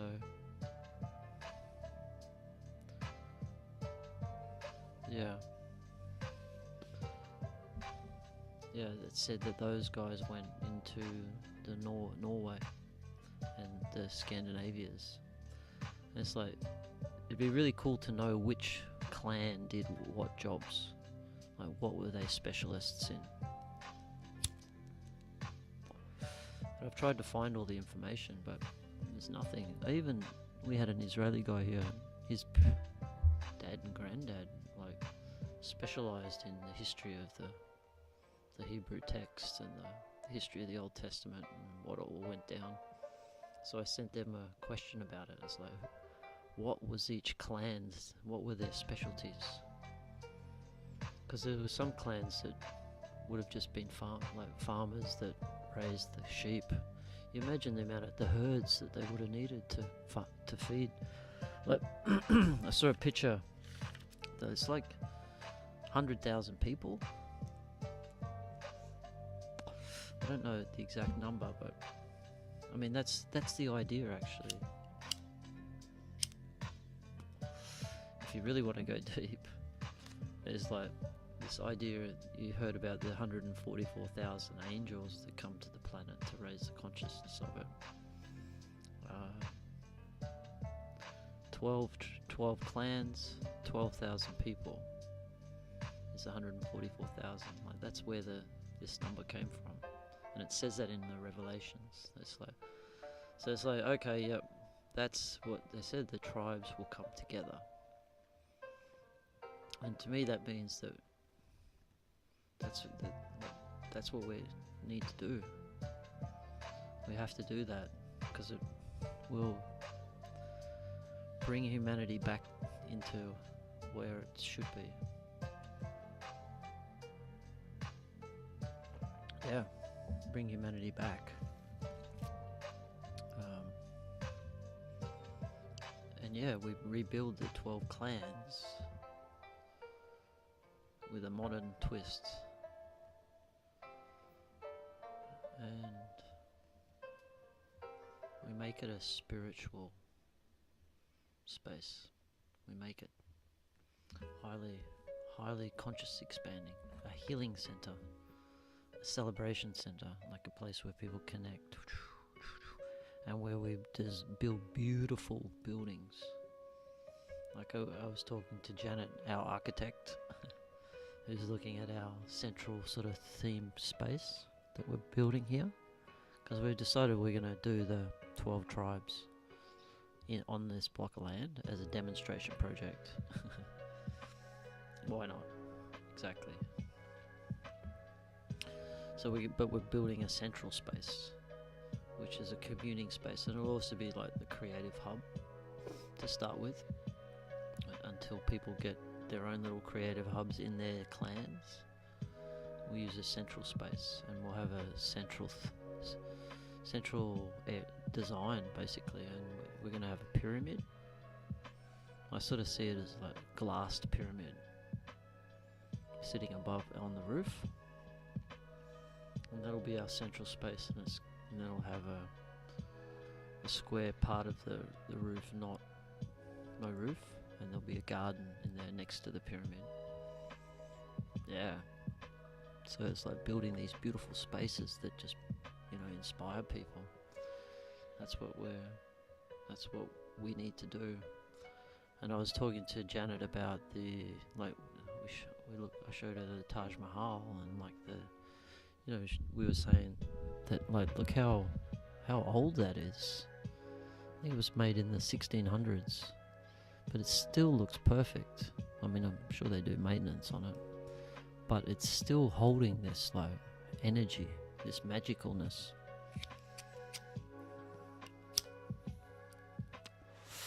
Yeah, so let's build spaces like that again. Like the Muslims really still do build nice mosques. Look at the mosques, they're just beautiful. Fractal patterns. And I saw one on YouTube where they actually had the acoustics in the mosques is also a really important design factor. Like there was a guy would flick a dollar note, and it would echo 7 times, pop, pop, pop, pop, pop, pop. And supposedly 7 is an important number.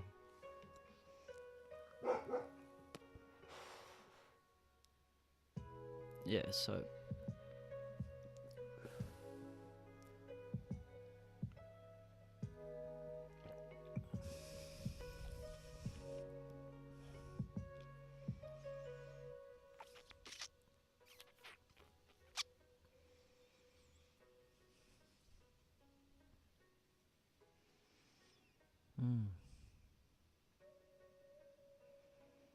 So I was talking about relationships and my relationships, and I obviously went off on another tangent. But yeah, I sort of talked about it with the Buddhism and how I think the path is slightly wrong, because you have to include the feminine in your experiences. Like the feminine is one of the most is it. Like it is our universe, the universe, right? And she is everywhere in a flower or a tree. This is my belief. Like the feminine is in the waves, the ocean, the stars. So you're, the masculine, you're courting with that energy, that feminine energy.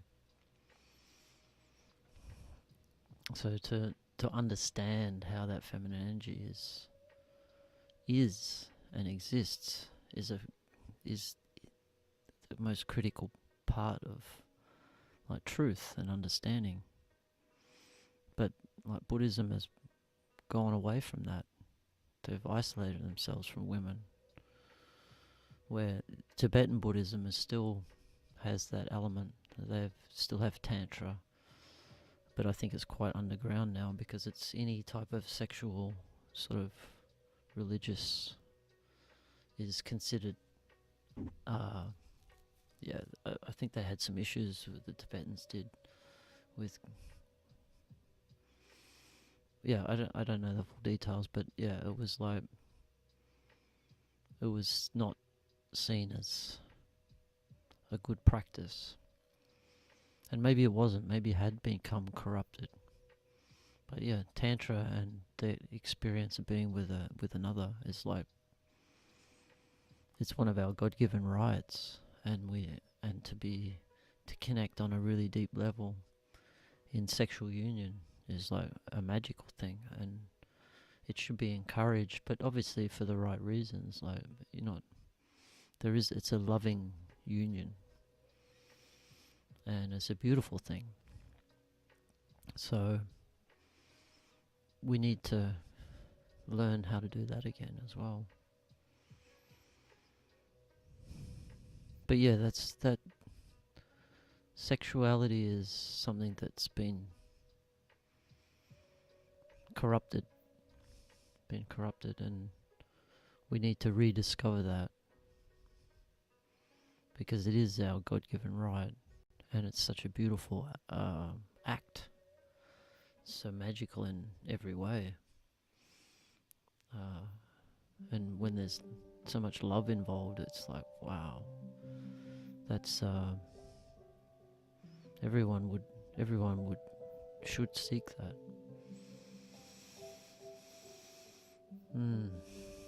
Yeah, so there's many different paths, but I believe you need to include that feminine into the path,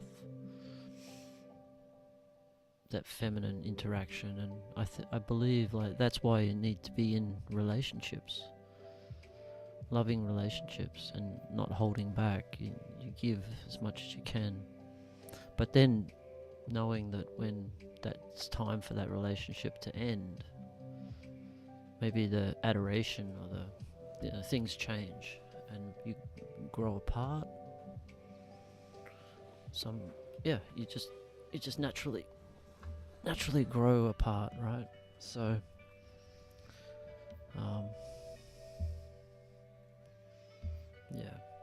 and then that, to accept that is the key.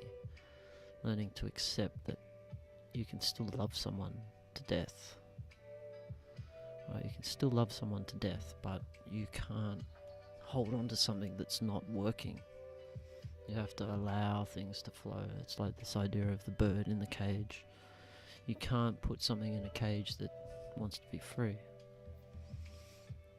And by being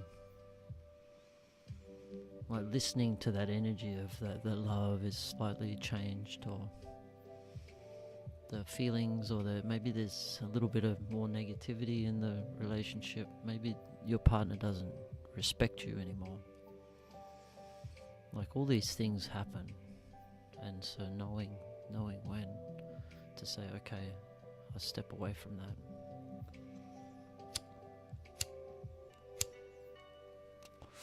But all those experiences, like with your opposite, there's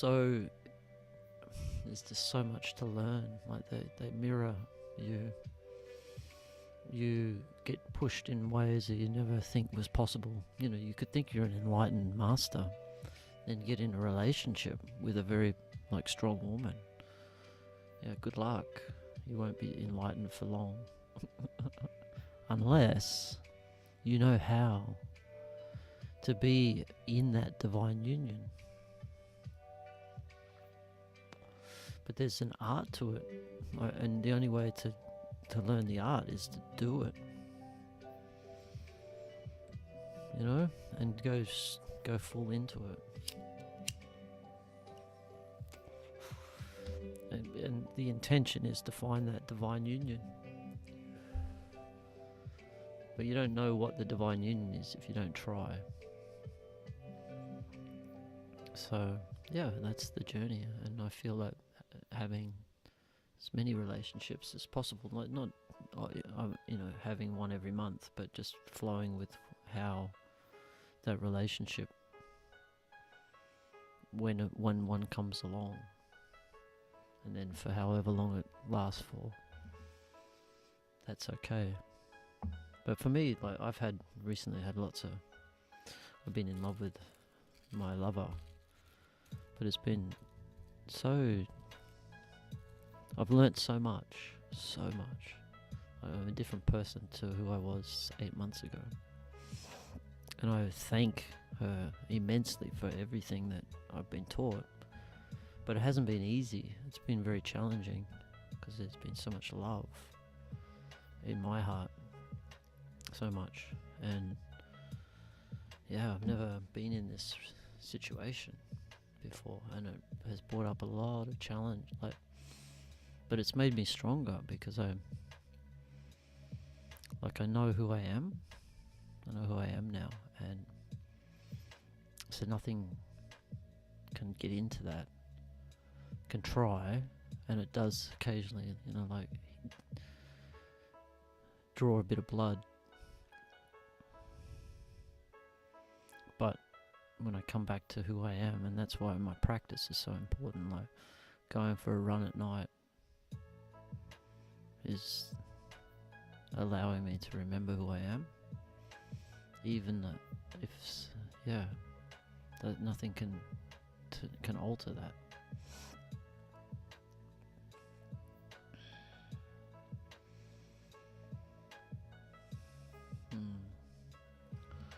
I bought a new phone today because my old phone is not working, which fortunately I'm glad it did stop working actually, because now I've got a new Samsung phone and it's got amazing cameras on it, and so this will be really help with my expansion into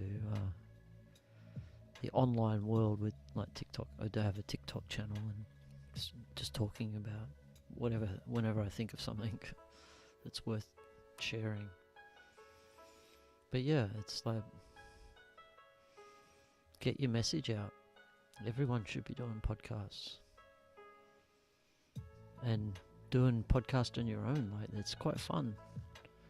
I remember Osho said, like, when you've got lots to say and no one wants to hear, just go and sit in front of a mirror and talk.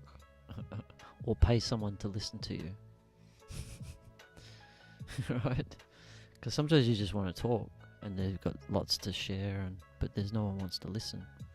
And that's sort of how it is at the moment, actually, in my life. Like, there's still, not a lot that want to listen. And I've got lots to share, and lots to think about, and lots to contemplate.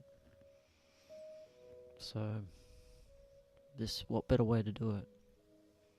And it probably is a relief for me to be able to express it. Like, I have this desire to talk it, but there's no one listening. So it's like, how? And as Osho said, right, a mirror. Well, a podcast is a form of a mirror. And it's recorded, so maybe, there's always somebody that will gain something from it. So yeah, perfect. I get to sit up and think about ideas, and I get to meet amazing people. Yeah. And I get to talk about the challenges in life, the way we solve them, yeah, it's a form of therapy too.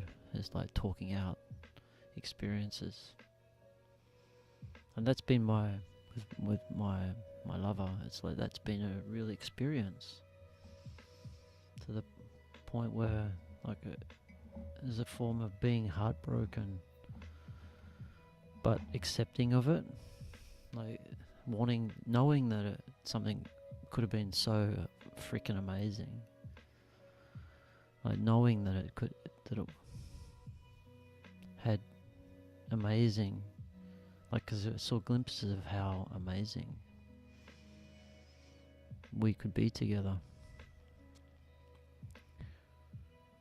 But unfortunately, like, pressures of life got in the way. The pressures of like just what life throws, and then that changes the behaviors, because people, yeah.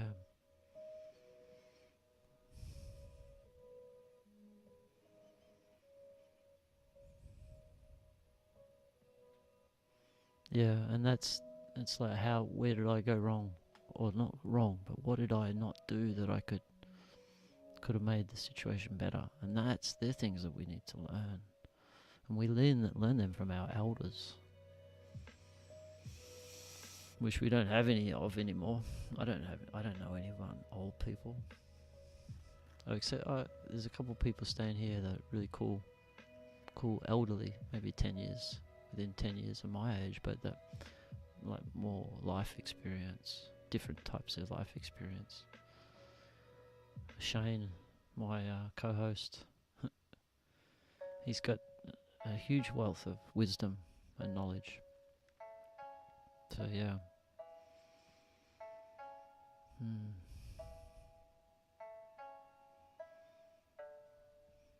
Japanese lo-fi. It's pretty cool. So yeah, relationships, they're the way to go to grow the fastest, but they can be pretty full on, especially when you include love in, when love comes into the mix. But it's worth every second, I say. It really is. It's worth every heartache. It's worth every challenge, because love is just such a beautiful thing, you know. But like what I realized, like what do I want in a woman? And that was sort of the challenge part of the relationship. Is like, was I meeting her needs? Was she meeting my needs? And I feel like in a loving relationship, like you want to be meeting their needs. Yeah. But you've also got to understand if your needs, sometimes your needs override the needs of the other, and then you need your partner to understand that. But you know, like, what is the reason, and is the reason for the benefit of the relationship? Yeah. Then you know, like the relationship or your life, or it's like, then it should be encouraged.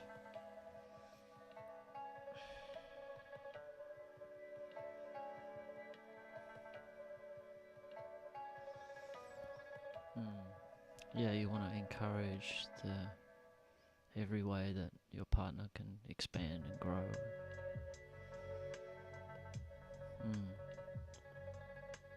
And understand their desires, like their needs, that they may, yeah. And you want to, as a partner, you want to allow that to flourish and encourage it. Like, that's what I was saying, is like, I want a partner that pushes me out the door at 5 o'clock in the afternoon to say, go for your run, go and meditate, go for a run. That's the type of partner that I want. Someone who has my best interests in mind, who loves me and adores me, who is by my side at all, through everything, as I by her side. yeah, that like divine, that is a divine union, a divine relationship. There's like,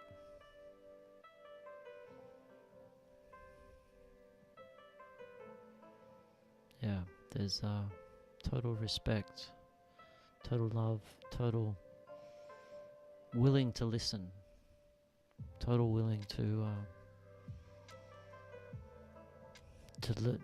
listen to criticism, totally willing to listen to wisdom, like not being blocked in any way, because it's all for the survival of the relationship, like the growth of the relationship. Like that you need to be courageous and wanting to grow together. So yeah, it's that's what I seek in a partner. Someone who's like totally there. And it'd be amazing to have a relationship where like that your partner can be by your side the whole time and just cruise around, and your work is they're there as well. Why not?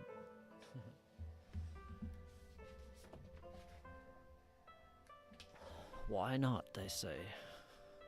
Look at I just got my new phone. This is the picture I've found for it.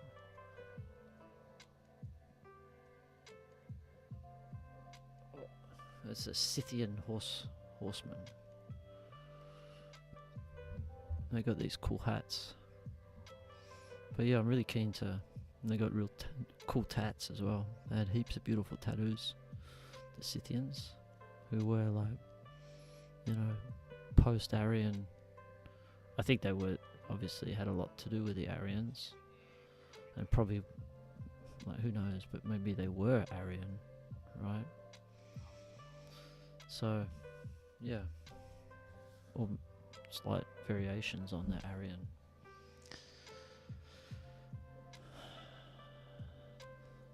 It's like, there's just so much to learn. There's so much to delve into. It's like finding the time or creating the time. So, tribal systems, let's redo them. Let's make them happen.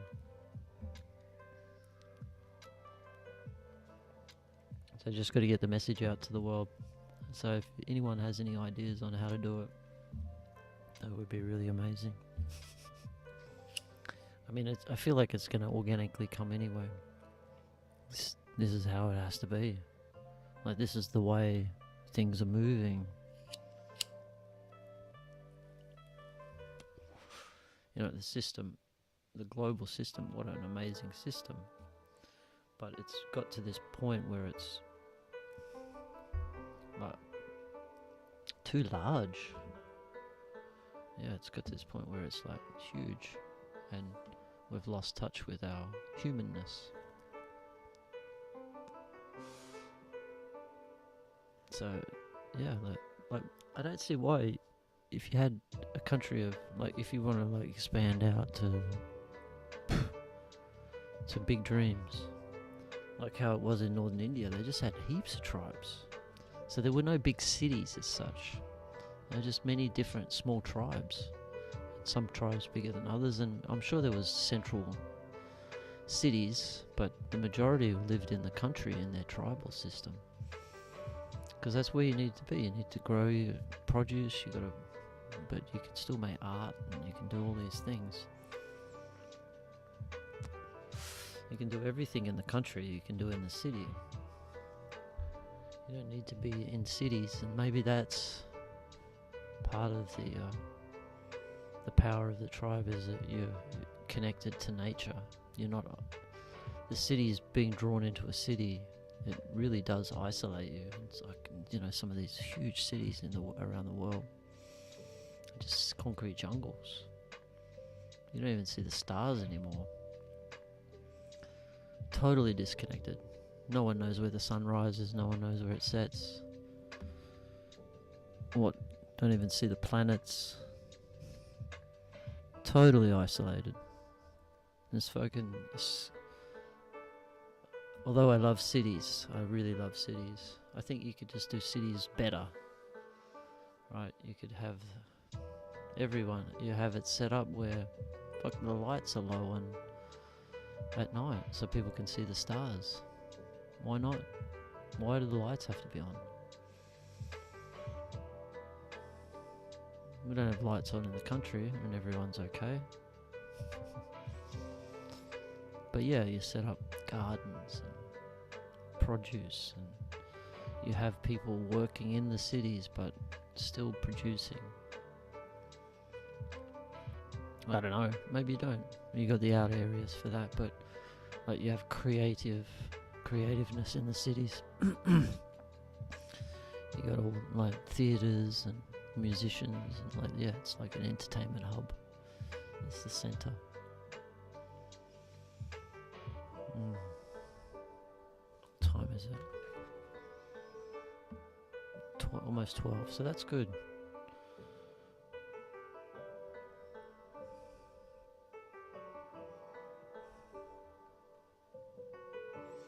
Life is a fascinating adventure. It is full of challenges. I will say that.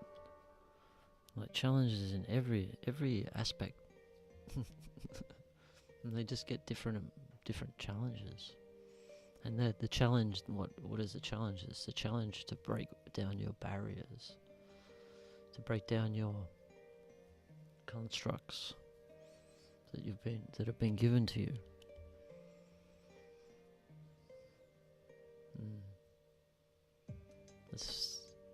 There's so much to break down, but that's the journey, and that's also the enjoyable bit in some ways, because when you pass through something that used to bother you, and then it no longer affects you, there's a sense of achievement. And there's a sense of knowing as well. You know how that feeling is. And then you can use that. You can relate with others who have that feeling, like are in that feeling.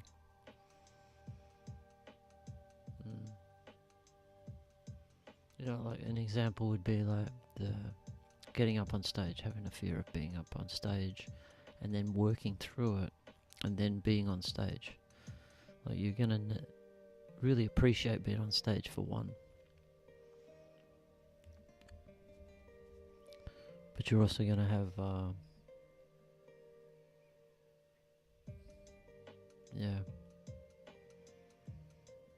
you're also going to understand how others feel when they're getting up on stage for the first time, and then you can help them.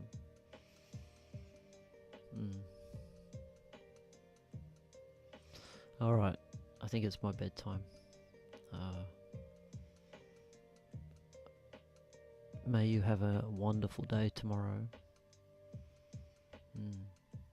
I'm going to have a wonderful day. I'm going to be in my power all day. I'll be in my joy.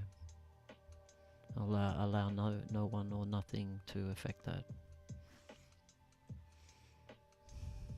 That some could say is selfish, but for me it's a very important factor, and yeah, I get called selfish sometimes because I hold that, I do my best to hold that space, that vibration, and it's very important, especially in this community. It's like you have to hold that. Like if my energy changes, it changes everything here, because I'm the one sort of like,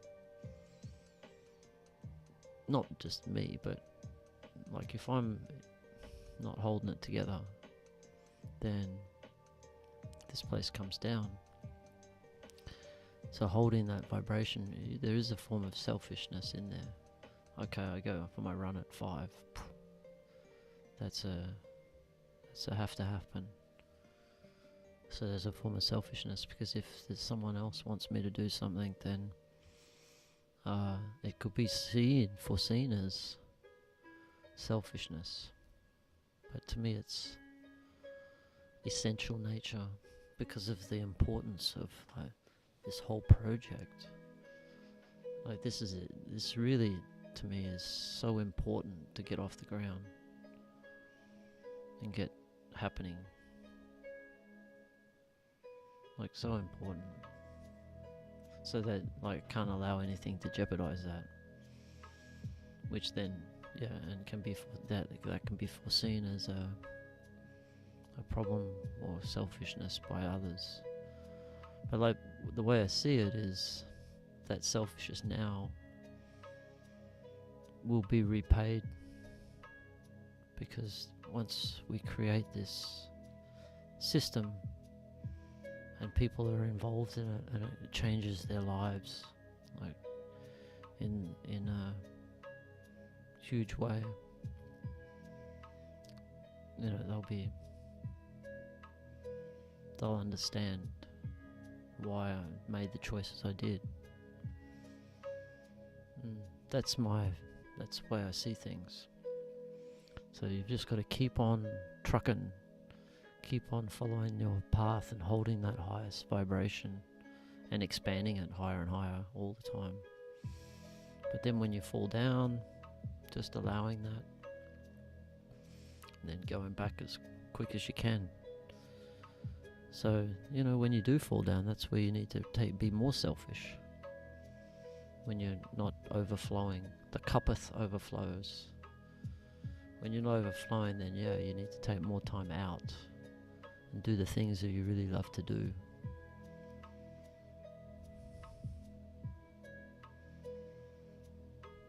So more selfish, and then you come overfloweth again, but you still guard that. You've got to guard that overflowing of love and joy, and because it gets taken away very easily by everything. And so guard it with their life, with thy life. And it's not selfish, it's actually being very considerate. Because if you're in that overflowing state, you can offer so much to people. 1,000-fold more than if you're not overflowing.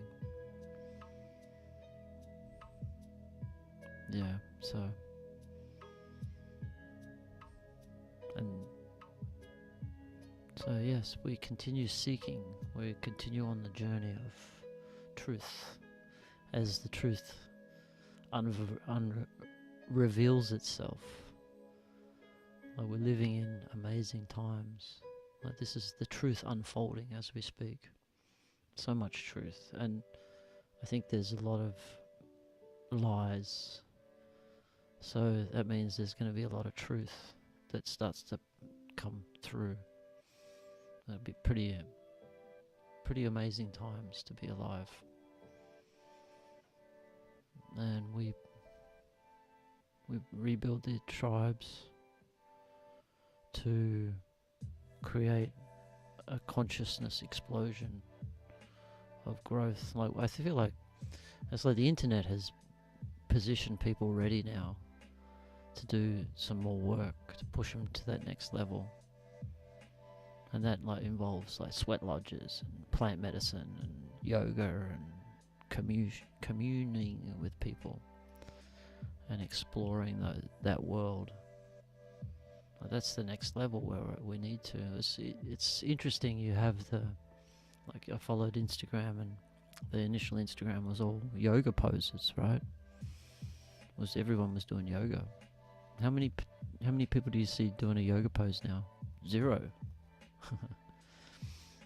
Now it's become. Then it went into. Now it's just become spiritual wisdom.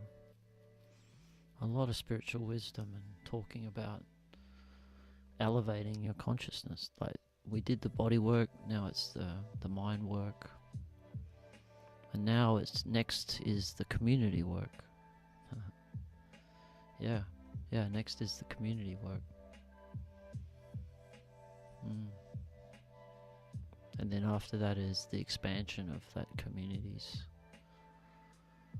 Again, based on the old model, but utilizing all the latest technologies for healing, old and new, and using all the latest entertaining methods to celebrate life.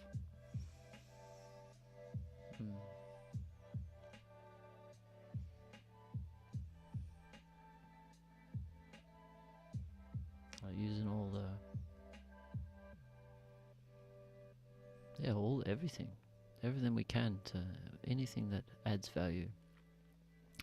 And you're going to have a lot of things that do they add value? Well, who knows?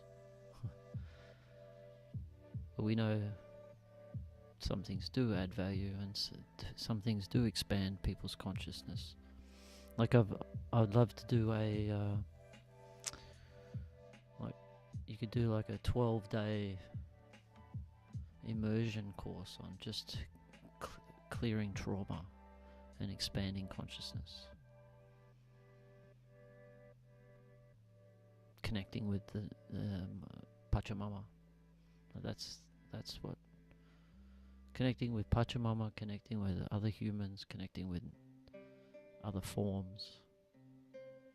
12 days. It could transform people, and you utilize all the different methods, and you graduate it so it's just perfect. Just expand consciousness a little bit more each day until pow on the 12th day.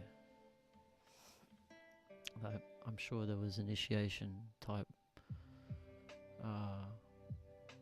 retreats like that in the past. I heard the ancient Egyptians had schools of spirituality.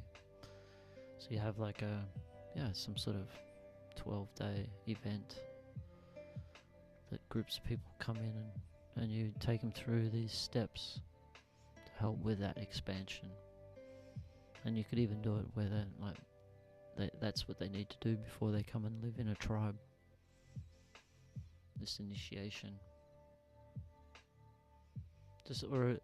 Initiation, which means an alignment, realigning. Yeah.